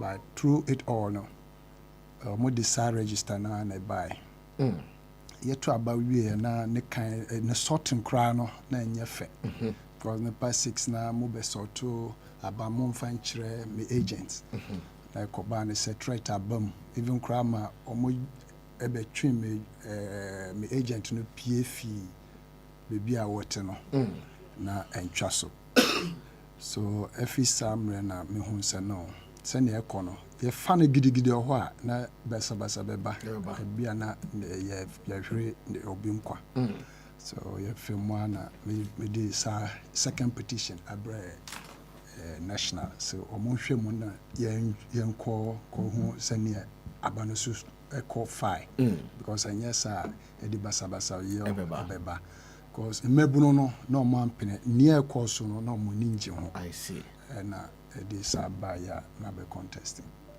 I see enti menim say ya na o party hihye say so NDC ni now so call quantum crawl then you forfeit your membership bibi sa akoso ama party no mo you afrim krakra na ancestral and you're still a member of the party I know one say every member phrase NDC ana mewo I see my parents no mo ye NDC na me fi say party ni mo na mewo okay mentumi nka say dia to ment no me wi me ho afi party ni mo okay but nkrofona omutwa me ahia omu push say me contest no na omu nyina ye NDC for ne MPP for omu nyina edu sa omu nhwe se wo ye hwan omu hu se wo ye omuba so elders no a carbon NDC elders eba national and so the petition eba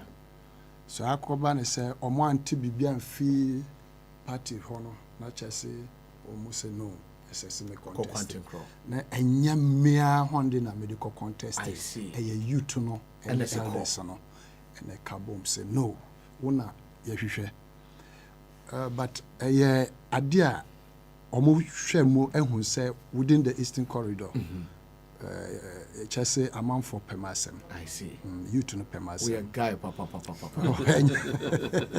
but are you vindicated well, after winning no it is true na niam na me kano nyina no omo entiase no nyina bedadi ko youth no kire omodo o hwe sane abano su koya chese every area every town in Crawford ebuame wow omo tusika omimo ye ni omo be ye bia support me bibia medu bia omo say o next trip a be kono o fuel ni Wow. Just say me constituency no.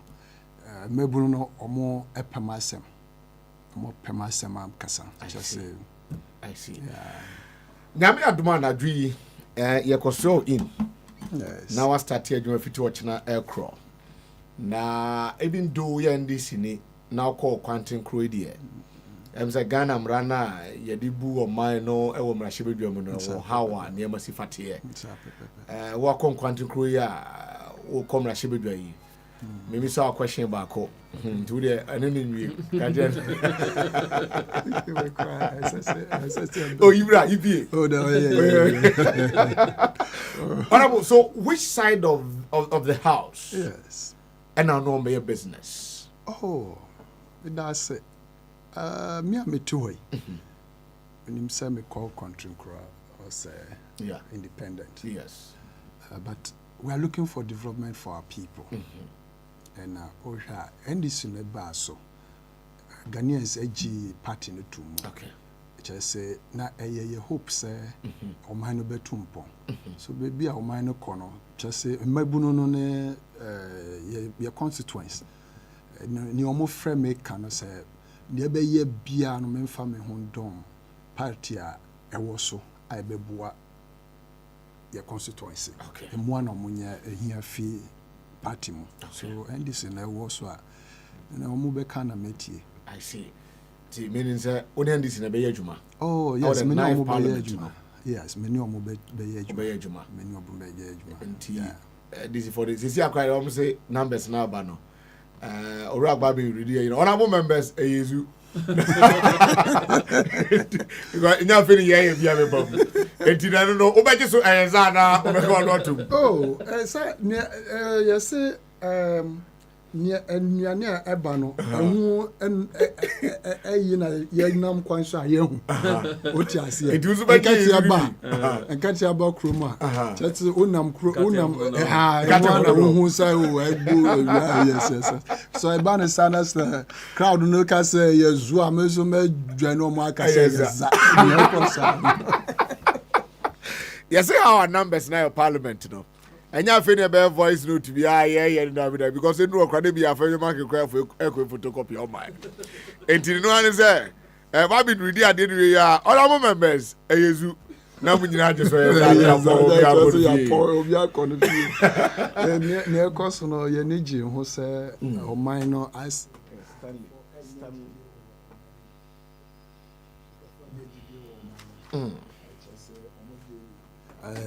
Rashamu be a share governance. So near Bano, near Banadia, at the park. I see. I see. Okay, Yanko Yanimina Yenin Komoti, Mandaya, Yauk Stanley, Nandaya, yes, Nandaya. But Nandaya, what? Nandaya, N Nandaya, Nandaya. Try here, Mamma, Mumra, Jiji, Muchamazan, my type. Anybody, Nandaya Yauk Stanley, a MP elect for Walensey constituency. Now a member of the NDC said our kind of story, no. Never be internally and ye and penny for Ebu Manigu so. If you be interested, they be interested, I can't want to be new. Sanso na afram please ye sa na no so sa me kaiser General Mosquito ko campaign you on na Ghana ko independent candidate General Bo na pata house be body on the jay edi edi me smart guy be die chi na boate General ko no so boate mo ma me reporter matise General ka so ba bi na krofo so bi bruntwini mu on chen. And now for the end of the no was and this is also going to American needs no. But we are getting about the not to go for oh, in fact, 2024 elections way. And the name of Papa and the name of but the young one so far. Oh, minimum. I want to Burundians in the more general or Pumkuda. What to Crosby? Oh, I see. What to Crosby? Wow. What to Crosby? Wow. But me media no na me fi say wisdom and omo the best solve matter. Yes. But Sunday microphone see nama omo kase me muade na normal sabe bread enim sakra. Ya kase obi buade a me one of the persons I obi be kase no this guy he respects. Yeah. Yes. Me dim say ba professor onim your crew. Me di na call your constituency. Even that na me no call na chese enisuo ade am hu politics mu.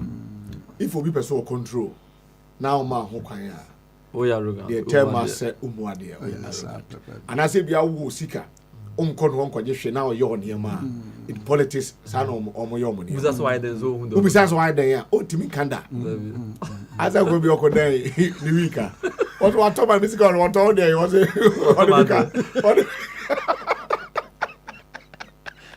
yes go be any Professor Bachenfo. Well, good afternoon. Good afternoon. Yes, you. Yeah, more things Japan so. I think come to you. Mambo Juma. So ko je wa home kakra. Zamu mo. Na break ko Dubai na. Man ko Dubai. Wampa. Me die Dubai no. Last we got you say me go Dubai then come from chef pepe kakra. And so. Because Dubai is getting na man.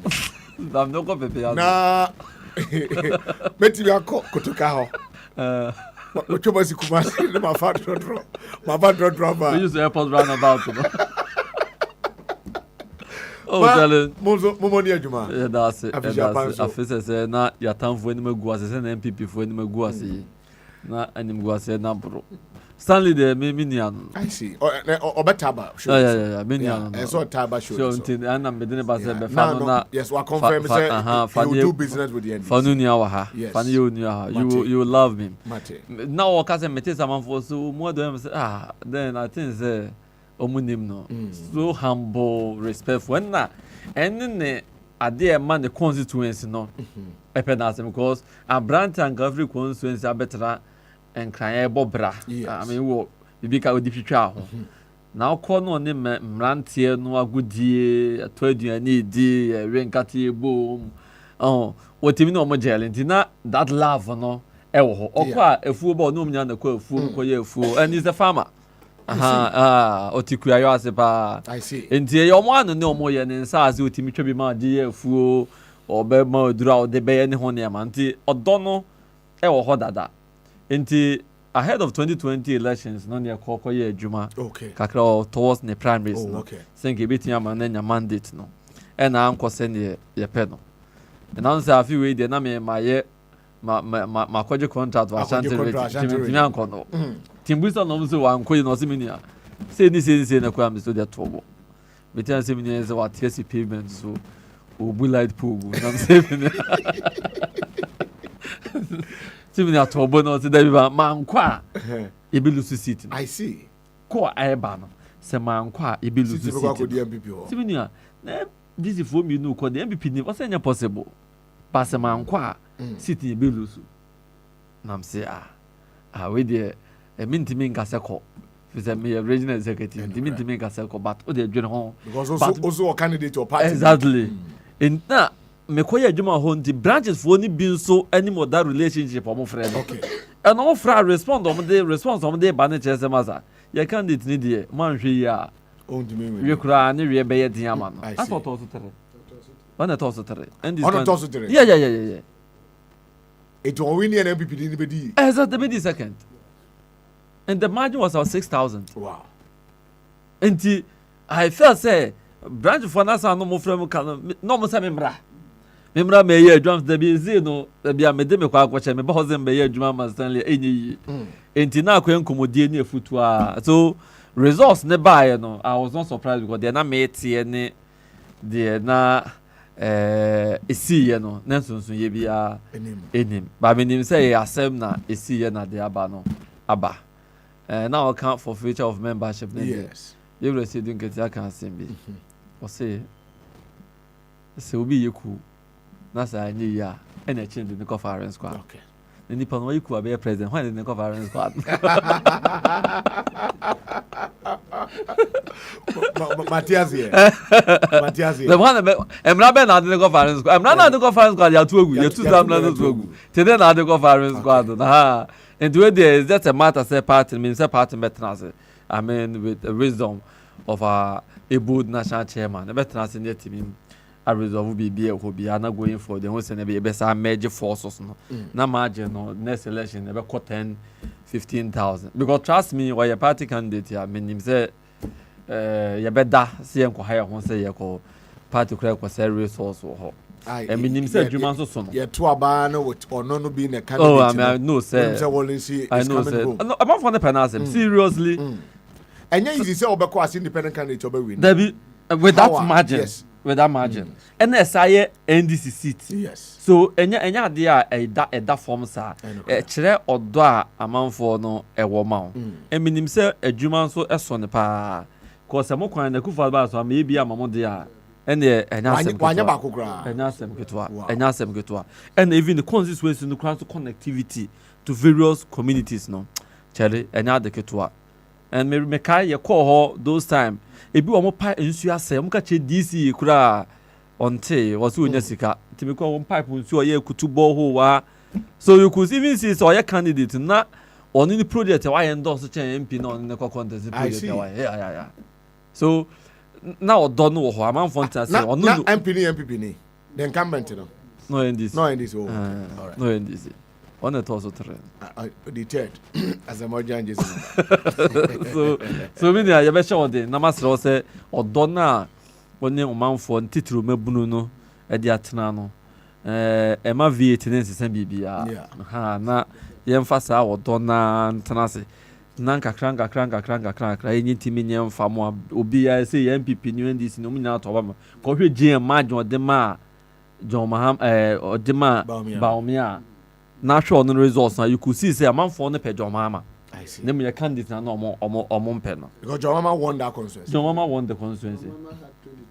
22,000. Yeah. The candidate nya 11,000. Wow. Yeah, and now it's about me nya. Did say omkra to man ko we need. Yeah. Baumia nya 17,000. So you could see say amanfo no epe na asem. E no hwe Baumia votes any NPP so ni vote a MPP bebre nso eto abama no. Ko Baumia nya vote bebre chen MPP candidate no. So MPP nso bebre eto abama no. So you could see say the love is there. Nti yemo mpa na nyankopo boa na ye adwuma na amanfo no re no manya arehimo manya no mo no so no entimi nto aso menim say adepa bi be free mo aba for Wellency constituency nyame adu bia na ye we ani kakra ye hu ade papa o party no ma ye hu I see aha say ni no ni eru say dun katia na mana otim nya kakra eno ne aha the gaza papa we candidate obano Abradi Nyangopo. Was bra brand ho ha. The prime bra brand ho. Oh, but Kabo Rene the chairman they've done fantastic. In fact, I would say Ashanti region we had issues with almost all the female parliamentary candidates. I didn't hear. Constituency executives, parliamentary candidates across almost all this constituency. Onte No. So betia say be because of more activity na ekoso. I see. Say parliamentary candidate. Yeah. Constituency for na ye omo de parliamentary candidate nso ye na fam de. And omo constituency no enye constituency a community network wo me 1.5. Me nka say 2 mpo. Just about 1.5. And yes, and a network ewom. Me ka say e ko okra ko see wo hokra do ko see e bi ma omo.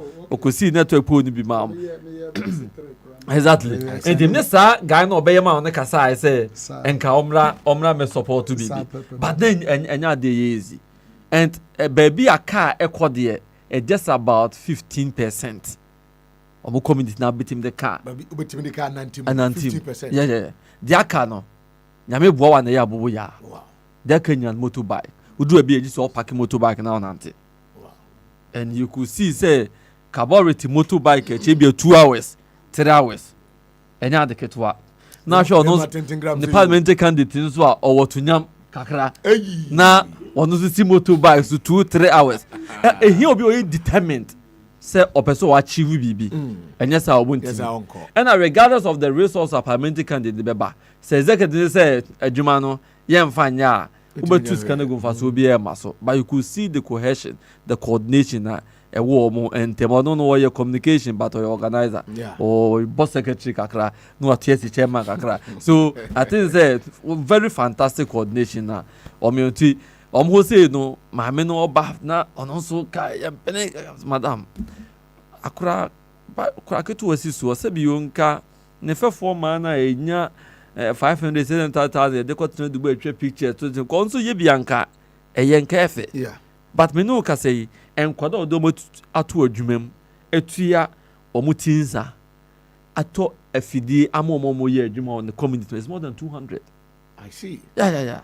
Ono sa ni project or community num e do so che MPP MP ni DC ya kan boom 8 years ono ni project do so che candidate no yeah I jana serious ni candidate ni project do so che it is also ono so a margin was 154 55 and 56 last 154 156 156 votes and now kaya between MPP and NDC last 4 years last 4 years now be fa the cost 7,004 7,004 one elections from 156 votes to 7,004. So it tells you send on also odo a man for no man. Polling stations someone no hono. About 60 polling stations. 61 and MPP we need less than about 5 polling stations. Yeah, he swept all the polling stations. Wow. Including the account dominated areas. Anyofi yanko ye no go zo my oklebe bia anyofi bia I wanna malam musana information center na wo anyofi okay fuzia oklebe bia in fact drop on say capital na the most troublesome for the first we need police stations yes na the mama who say I dey be fan for near limited registration number ka mom share papa bi and no more take mom kono so mo ko no so ye registration mo register ko to aba ma oba no and no so say na me ko register over 40 years 45 on register da ako fan man nyina ka ho be register say mo ko to aba ma oba da me ko register so sometimes candidate abi choose no ho e madwuma ne mre e ma party no o da utimi da e ma constituency for no so asom etimi edwu wo mo enti I'm going forward this way nya enyoma as parties yet tenase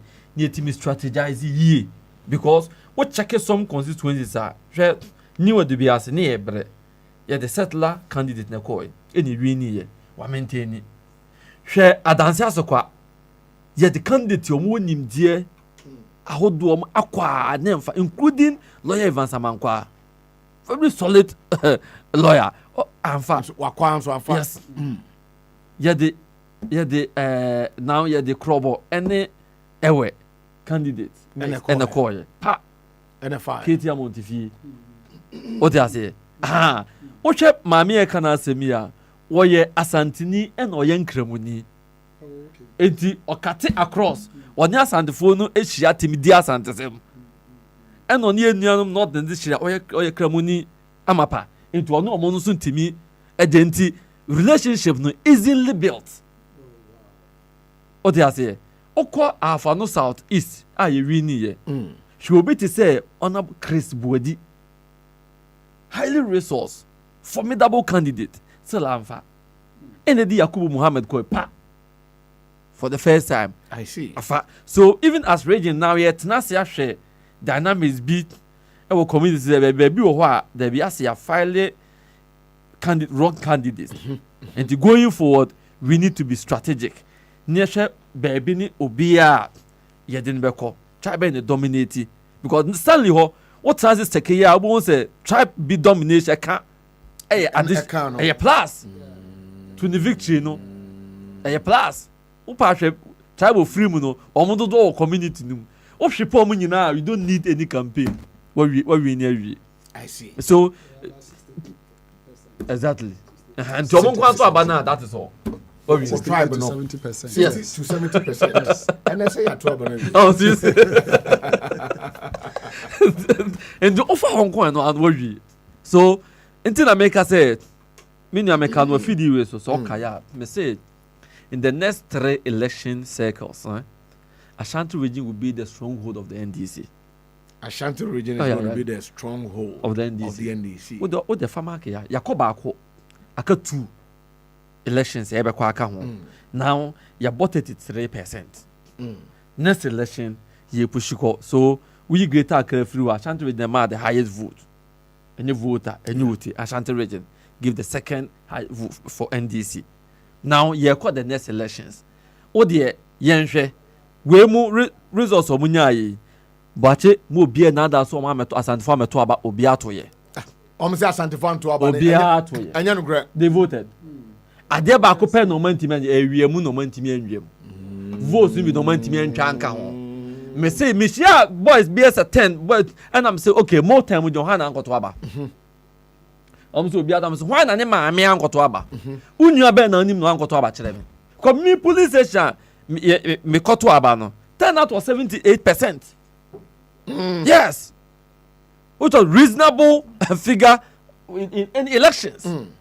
And more beyond Canada say and what MPP omonga say yango he the enti ayanto bom say he the enti elusu ye omonim say their people voted yes and those votes on twegu dem na ko hu na about 500,000 votes say 500,000 for team the wura mu a komo ko 1.8 million.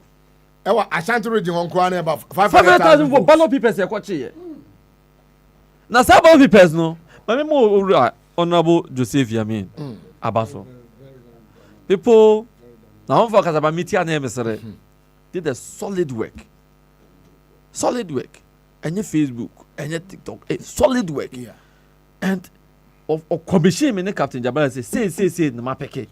Abaha eto mo nya intel na no mo yi nyama nyina na ndo mo ye no di go ambulance wo mo di nyama go ambulance say ambulance issue yi me wa ha no na ana omo de call hospital so nto ya chen kwada so SDA hospital echi na efie no otimi fa hospital num wura fie ho and ambulance akowura hospital ukodi echira eden ba ni enim se nyoma no mo de akọ. And yes, young cashy because any money mono or Cassana Cochom go to comprehensive from the Nio. But no one himself. Cono be a mini Casap, my locantinia who's a honeygu. And the original vice chairman Captain John Kwame Jabari. And so, ex military men or more Nima German operations, surveillance, a Germany, and no table or more. Ain't it? 2 days to let them who say you say go. For 2 days in the moon come to me be. Some who say go on so mun to me call ye ho adwuma emfamba. And they say na kafi ho. And the moon who do more ye. And na time they do to me comprehend for fro. 2 days to me fan print ballot papers. And na e ka ho. Enti day to the election the mom who say ye hu say nema no gu ho. Ba nema we pipa ba ko kra mfirifi ya. Ti almost say about papers no ni box no di go ambulance na ho just say dey koto yeah pal paper na ya no dey no dey kugu fio don fa back do any the way I think intel back a woman be the buy came from Ashanti region say o my meeting bi na meeting no mbe yusu aye ambulance no yeah it I think me story no ha no yes say ambulance bi between election day nye obi police fo nyina no mo hwem say yare fo na demu a on the first trooper na buy helicopter on the father buy come on on the ambulance check oil helicopter they say na soldier for there what say me say see ultimo say rigging mechanism a party not na say yam penny money see this time okay and to kaya a day to election because so many polling station they will be surprised because each polling station we have member or more money security more money and security for us. Mimi zone who say polling station be an at least we need 10 or more security each polling station. Baby a 10, baby wa your numbers was soon to be 30, 40. So each polling station we need power. It is also better the way your position woman obinya baby far. O to aban o hu de o to amanu na emom o yi bibia firi hu de a obehu. Enti ya mani polling stations nyina. So there was no way our target was to minimize their rigging by 60%. And you know, yes, I win elections. No. We are not cutting off entirely 100%. Yes. But they are minimizing by 60%. You be winning elections. No. Now, baby, a parliamentary candidate, you won't say, "Betty me win." On person somehow imagine hono yenye huajuma. And the kind of security back in the year so no was so it was amazing. Mami mo Honorable Kennedy. Honorable Kennedy. Former Deputy Defense Minister. Boni dia watch it no mama also. When Honorable Chris Boadi. Resource bia me here no zone bia they made it available. Wow. Security arrangements bia when Kennedy kaya pano afre yamin papa. So election day no. Mimi zone no each polling station each constituency say ye money polling station you no. Now for a task force you don't want a backup. Okay. In your zone constituency no. And ye di obia team bia say ne care mu no trying to say brand for na be a call center each polling station or not specific number of free if they are in distress. And they say zone we mu a na backup no akwa support branch for no to make sure say at the corner so betimi a resolve and na police for e be duru okura o mo duru. And trust me in serious collaboration with the national organizer each constituency member ankasa ebaye mema Ama me chia mo na me ra ho ne bi do o chia na so se to mema ebi free Kumasi bi nso ne bi nso free Kumasi ebi e Ghana for ne bi nso ye Ghana for eno no mema papa oh serious, and these are well trained guys and you could see they know what they were doing enti wenum ehu ye no masa afi na bibia stable afi yen kwa ade pepepe. And that's the only magic. Just as and fun, but they voted. Did it just last 4 years there no? Never also. Never also. Because Tamana Kusibu afote studio hono. Yeah. Say ya no you. Yeah. Almost afa emfa move us on say ya midfield no. Na strikers intimate for ball. Enwuram kura no the defense. Akasa anti baby anem fa Asebamia will beat John Mahama vote difference of 1.2 1.3 million in Ashanti region. Exactly, because no money do much egu. And who say go give this 500,000 ni ba mu a ka John Mahama 600,000 1.2 no nyan ko the 100 beka ho with the beat na 1.1 1.2 million votes pa with them. And that was their calculation. And there be ameno kasa me catch say yen kasa ye results be pie e ballot box no ye kan wi a eni be hu adwuma ya ye see your targeted votes say and the enka ho asem but you are working. And I believe say when your constituency executive no kasa they will tell you, and I'm telling you say yeah at the regions no we were lucky say the kind of executive nyan or some constituencies for constituency we could be obi a wo ye exceptional e wo mu a obetimi coordinate constituencies no activity near baby obenya organizer we abon so we secretary near solid we abon so chairman near kama we so communication holding enti emma collaboration need to me within the constituencies. And I believe say ye be bomb penyon for abaso na abaso bokas here no e you radon say you don't get here chere nim die ni nyansa no ye de wo nyankopon de domwa na ode adomo me kai say chairman ba say Ashanti region eson the management no adding to person check region to 5 to say okay ya no sha say o say be cha sentiment on ba pa on be cha Ashanti region na say chairman we dey ekwe dey wan hwe ya ja na dey asem o say David e be chem say act as a man adini si ya gira ona so the reason person who say be boa enti be chem na monko research na send e be zoning no what is the reason obi target ni saying. So zoning region into 5. They achieve 10 constituencies, 7 constituencies, 11 constituencies. And I'll pick 2 vice chairmen, Captain Jabari and Captain Chairman Salisu. And Captain share 1 zone, Chairman Salisu share 1 zone. Our deputy regional organizer share 1 zone, and I made deputy regional secretary share 1 zone. And I did report regional executive committee. No, enti na do ne ba me am ba sentimental no mani su biri wo mo o isi previously ebi ebeba say John Mama ba ene bi a ye nyina ye ko campaign wa ha ana say regional executive say ene ye ko campaign constituency a ente na ko campaign constituency mu 46 na aka nyina egu ho a bibia enkoso ho ente ne mu ayidin but this time no ye zone ye no me activity wa ha zone we activity wa zone we activity wa ente be me fa bia no mo hia no mo nse ne me koso and you saw say mebru no were willing to vote for us enti yenke ehumom ne hwe kwan befa so a ye betwe mebru no aba be kan ho and day in day out every blessed day we are campaigning.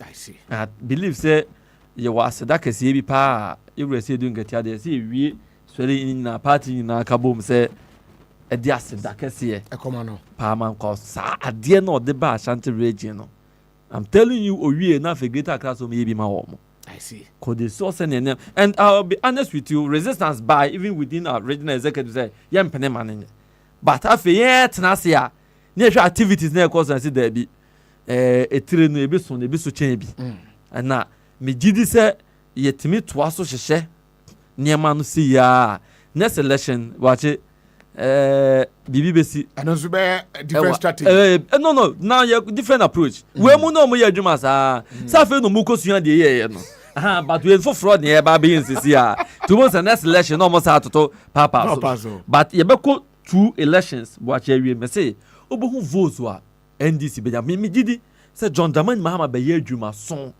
aboan wa Ashanti region e mebru na ya osho mo for the first time mo to obama NDC no adwuma John Dramani Mahama be ntom beka party no okay no mo kamu a ye di bi ba beka ho ko mimi ni ba bro maka tem se ma the John Mahama NDC wetimi ye dia in 2028 ye beto abama a lot and number of them okay to the year train all right yen start 24-hour economy in shase yenya mebru no mra meye adwuma akra women development bank in shase ye ma no nya bibi kakra enye na fe yen free apprenticeship program en shase women person nsu adwuma nso enya bi nsu a ne hwe 2020 se ne elections no ebeko ba me ade se de ba ko pa na me se John Dramani Mahama his excellency we ase yes ye de ye ona anya wo ya enya afaye me ade e be ye me ya na ni mi sha John Mahama won hwe be ye be ye kamamen kai se mate se watua na Akufo-Addo bibia ma no as former president okay eno de enzo otua dabi do de ye be esi ye nyama ne mroso ye be en pepe na so no eye because what timi achi will become for the past 8 years untua labi the water be the health ehun hia sangrofo na so ma sa because John Mahama yari o nipa na wo eso otua hwe no hospital be ma na untua no uwia no asa beka se oyare because enka de wo nka wo pa ma no ne se enke be wie no yese John Mahama apomuden enye nanso Nyankopon wa oboga na fo ho ba no nim enyepa ewo ho ema eye John Dramani Mahama no wa ma bibia anto no ama Nyankopon adom bibia timi awie ewo asomdue so ntimi nia ye beta Ghana fu nyina ase okay obi oti wasanteman bi eda na ase do ma ya man no eso ye ni na ye ni gi ho na mada me zona team members yewura ya sarebidi akon Obama me deputy zonal coordinator Felix Menuma Nasien deputy regional women's organizer me team members menia Kennedy okan ho Chris Body enso eka ho menia ba Cynthia J na ete production room no on the regional deputy administrator na okan also kan me team no ho na afi Harrison Namwa Eric Kumache na Adams Damba team we near forming and unim say within the region our zone had the highest percentage. We had 36%. I see. Ewo zone we put together 7 constituencies your money share inside in 36%. Ewo zone but Jet Morgan say Asante Achim Dwaso Municipal Assembly no or no US ba mo fama na SMC to Oba da be because the position my friend no me fa Oba da be se mu do ba because wa man dia e chin Oba kro elite se je bia Oba ne but SMC ni se be bia se me yani ekọ yeah me at the regional regional executive America yen reward positions you be reward hard work ebi ho obi a youth organizer obi a communicator obi ni hu se wa ye adwuma no a the partition so betimi ahwa amayen ya ye focus adwuma so edo mo so pa me ade ba kwa me advice mo no say no person DDC no need DC no person okọ na MP anti obetwen omo abo ano nkonko pre MP adwuma obi wa akọ akọji DC no no de akọ ope MP no o de akako sabotage ni nipa ono no ye member of parliament na that cohesion in terms of adwuma ni honum eti obaso ya MCU nkwa na nyina asem MMC ana ma DC wa be di MP no di MP no correct ni ehuru life say dey wo ka no and enye automatic say a failed parliamentary candidate bia automatically should be come the MC or DC no that shouldn't be the case me ba to nema na ba no famra no it shouldn't be yen hwe omo betimi aboa and na baby won so anim say okay candidate we dey obon ho modern enim see the manner na oyire no ho ye adwuma next elections obetimi age seat no e dey amai ye betimi ahwe den ya konso da na me se ne oka no every baby and should be strategic and no say omo betimi aboa adwuma na ma adwuma no etimi baby wo a konso fo nyina se ye dey atenase ye pese nipa sumesi na mo fa man man e basa adwuma no eyemre ema national ne region enyina enti bi na bache madam ase mo so ye jam ha enfie mi no achi no mo gina mu no se na ba wo ma achi mi se mi nua me ba ade achi adwuma no so wuja ho ba enyeyi enti kakra bi de se ye timi de atwa aba be drensanka nyankopon se bra nya no ama no anyapa amamfa so abaso ama party amamfa so abaso ama man Ghana na menim say John Mahama one term we be term a obeja mark bi e wo man we mu a se ebo amampani ahodo a omabesom ye a menim say ebo John Dramani Mahama edin aka ho meni I better obi bi ase better obi ase all right ma medase na t-shirt papa bi na dia ba say yen say o say victory t-shirt mami hu how I am okay second independent under John and Jane nation builders eti obi na ya basi yen chema e college no no chira mo hye mfa nko ha ntira me ka say mo famra no o say uzo bi ho a wiase oba anye bon so me make history ya mami Jane eti mama asem de mo de transfer ya to a victory 2024 t-shirt o say de transfer ya na de mo de transfer ya na ye be bo buga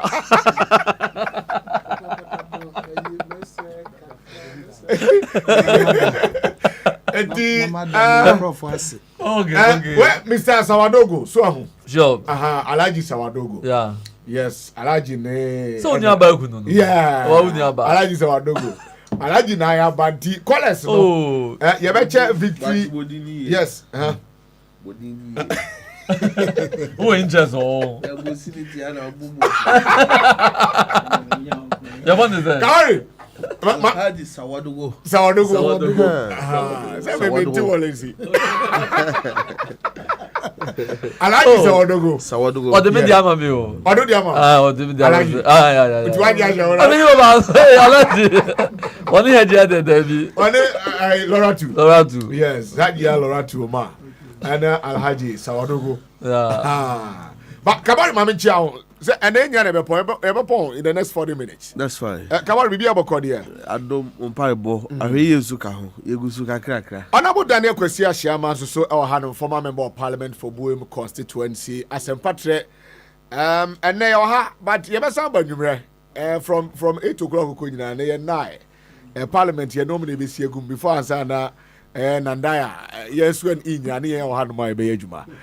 Kabo so far ya to abayin shia and then they kan ya 2025 yeah production Pampaso mamitio bache me mo abaso na yenda mo ase odwuma so agudie na yemfa nche mudru magana fo nyina yema omo afi hiapa se afi bronya no de na kwa ya reshe mu bronya sanze woni so obo besi akura de dini na odini mema so aba papa e ba niema besesa ama wati metu ya sa abesi aro nti despite everything no now them grown to say Burundi no e gene samba pa ma yentia Ghana for ne mo mo so abaso na Boakye ese Yankopon o be shira nipa o de fa nipa so kwan ya Ghana for mo ho kwan ma Yankopon de wura dwoma ma ne nkunimdie ene NDC amanyo kunkunimdie ma ye no ye fa Ghana for ase dadi ane ye tiafo anwumre aseda ni kabea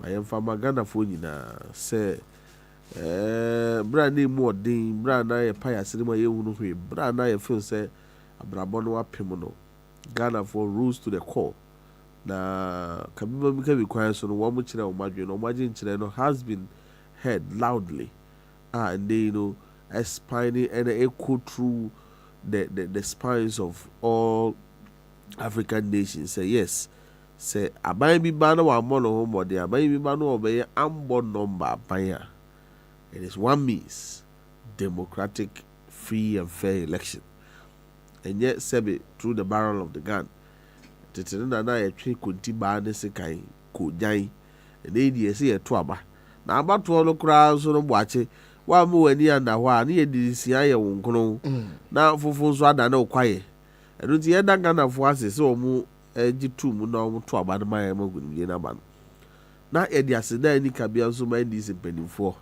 se bosha omu she Ghana fo se mutuma ye nko aye bobo mu aba no ho ban no indeed anko ye boshe anu fafa keke aye bosha ndisi penifo so e de ye adwuma because as we speak I can say without any equivocation say every vote was protected and every vote has been counted.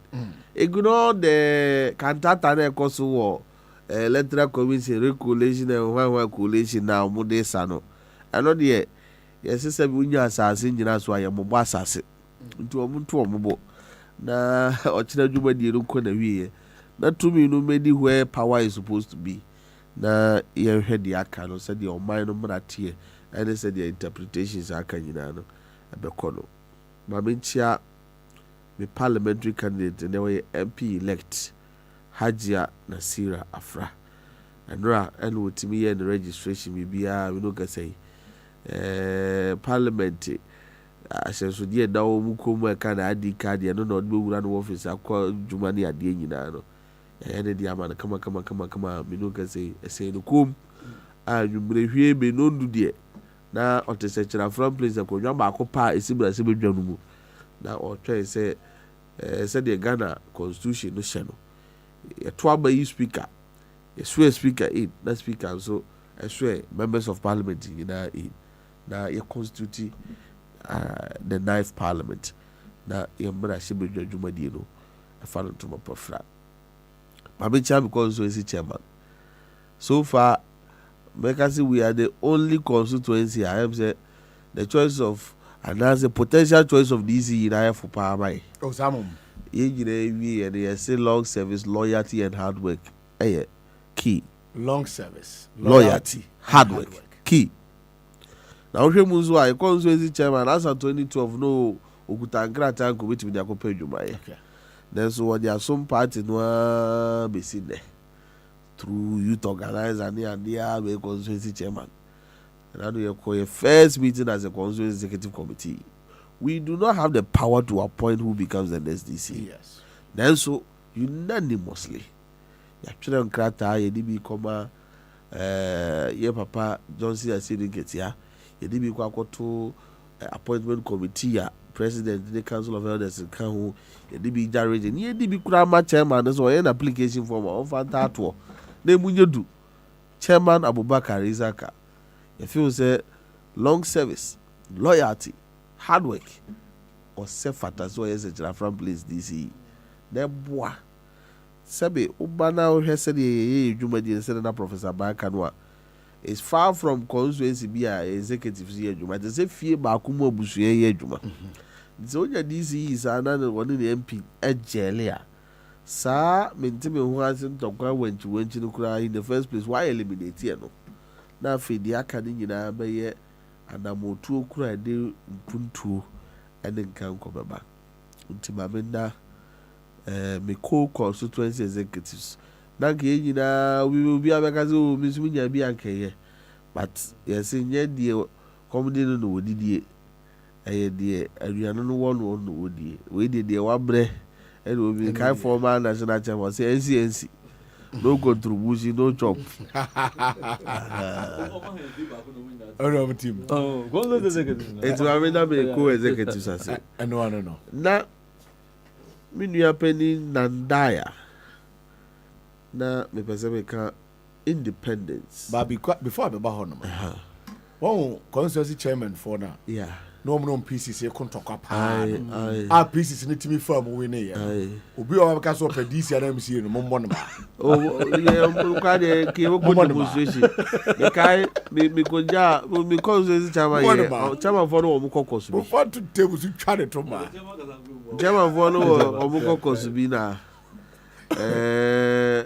me chairman the secretary to the chairmanship caucus e was antimantem na obu committee bi na go jara bisa papa bi say na wo ye chairman was antimantem hanum apparently just say caucus meeting kura won ba bi o what is the guarantee say o come from oye juma and for me the constituency so na makoye juma kakra o maybe for some reason party reason team for but you make say o come out so area bo dia maybe move former parliamentary candidates they will be able to hold a party and going forward they be a bit in the project sebe adanse akro from formina I mean asokwa go it wasn't just an overnight thing meaning say penifo plan here we have to man so enclave based on Manso the be to about we not turn out 53%. It tells you how NDC candidates so why you vote to no crowd what be a cause of party. And that is very important for every political party. Say the panel to my grand manam go to yanka etu wa ho so yes. Manso kwanta turnout was around 57%. That is the first stage. The second stage is how to whip the youth along. But Senipa no one resource no one for that you to whip youth along. And those parliamentary candidates they should find a very nice way of maintaining them in the district. No we hear Jumani Binka who said about that to be a debate magic city.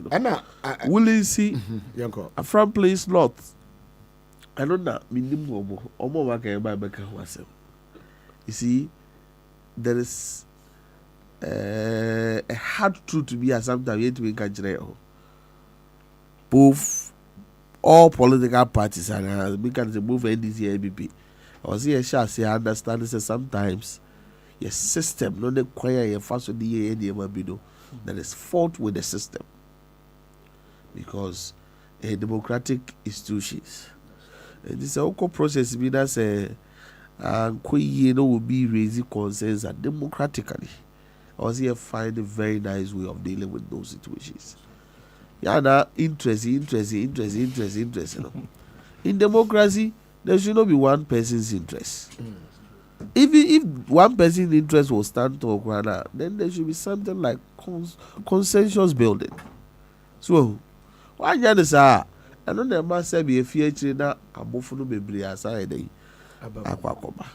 And this is a real case scenario. As a political party and as a successful political party, this is NDC. In fact, 2020, run up to 2024, I was personally one happy man because the generals, national chairman, approached it, he say yes. Now the party is returning to the people. Whenever the party belongs to the people, but I think there is more room for improvement. Okay. And to our candidates in the business of already independent, sometimes compromise does not really have to go through consensus building. Sometimes when you are penny for purposes of party interest, even though you are not satisfied, even though your mouth avenue be say for party's sake, I think that is the price you pay for choosing democracy. Say a cassette no yes we ya udi no aye redress no running against the party will be a quick option. One way a bedroom will not have a party. Two sides of a sword, and the truth must be told. Minim what pertains in Williamson in Commonwealth Kosovo, but minim what pertains in the front place of, because we are all on the front belt. To the sense of my friend Crofo, they never even show that or decide to even pay a heed to the cause. Yamin Pangu, Sanko Bano said, "Ye, Kuya is successful." And the other way around, he said, "Yeah, to the Parliament." And those people were never supposed to come to Parliament. And come to carry on. Yes, but because of internal friction, I'm not involved in the Parliament. It's who to say a Drew Brebia, we should take the bitter pill. Many are junior party, I be. Let's for the sake of the party, let it go. And they will not remember. But I know people who do not forget which people sacrifice for the party. And one such person is our national chairman. National chairman on full loyalty to party. It's the candidate to all constituencies, so he prefers to go there and campaign for the candidate than any other person. And that is how we build political parties. Either way around, say, Papa. Okay. Party the NCC emphasize be independent candidate amukoya moya successful mamu trimu nyamu de. Afofra amu TH bo so mamu yese ye kwa yeso o chira ye kwa ya mpene ya. Yeso ye be resort to independent election. It's not the best. Sometimes you force your presidential candidate because Oba or hear the research document Jack Obia or independent in the baby. So oka se be ye. So hulu. That is my stance. All right. Either ways, it's not the best. My party no. Okay. Mahmoud Kabori and Namotien can you basis here. Esai Ban Herbal Center. Na juma power ye everywhere my Ken team. Say will be on no. Oh, I've called. Yes. Just send a small video. Okay. Yeah, you see, I have police Friday. I come here. Yes. Just send me the small video now. Okay, you know, 100,000 ballot papers. Oh, I've called. Yes. Just send a small video. Okay. Yeah, you see, I have police Friday. I come here. Yes. Just send me the small video now. Okay, you know, 100,000 ballot papers. Oh, I've called. Yes. Just send a small video. Okay. Yeah, you see, I have police Friday. I come here. Yes. Just send me the small video now. Okay, you know.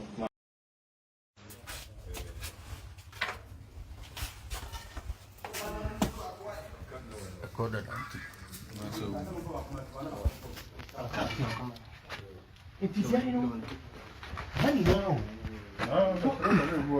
How did they enter? Who said when they loot, then they close the door, then it comes here. See, it's almost about 10,000 bags of fertilizer. 10,000? More than that, too. Because one kind of bit of from the top, from this side. So the top of the from down. So, this is Sokoban. That's another Sokoban. So how come I was have this and they say inside? Our intelligence said, come to God. I mean, the serious thing is that the whole of this year, when Cocoa Board see or see them farm Cocoa being them farms because Ukraine and the Russia war. I'm a need fertilizer. No, we have fertilizers came somewhere. And this we are told said 2 days after elections.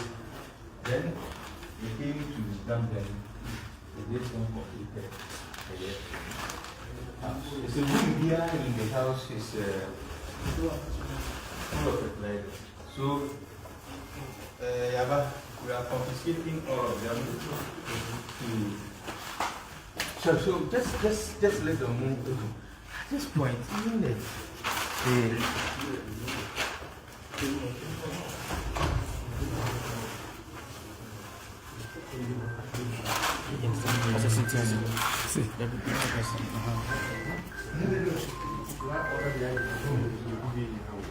Masa, na ma brebe na se de.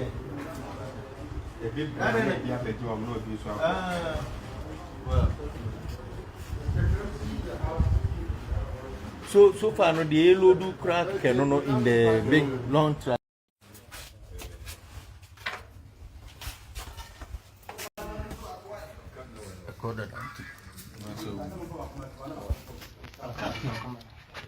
It is money now.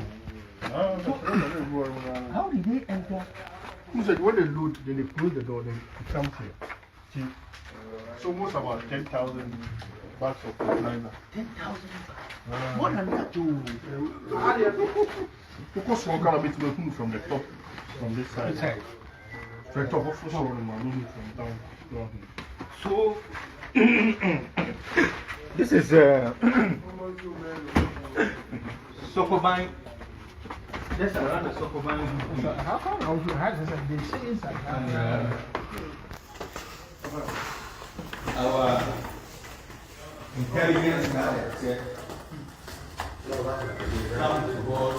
I mean, the serious thing is that the whole of this year, and Cocoa Board see or see young farm Cocoa being and farms because Ukraine and the Russia war. I'm a need fertilizer.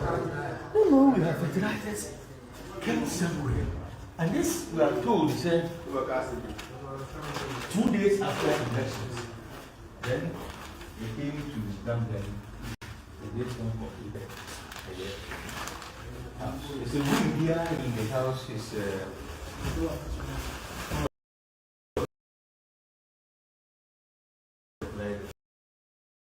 so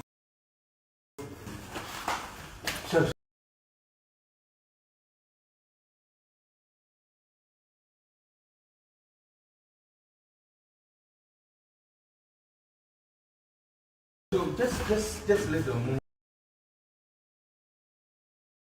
At this point, even if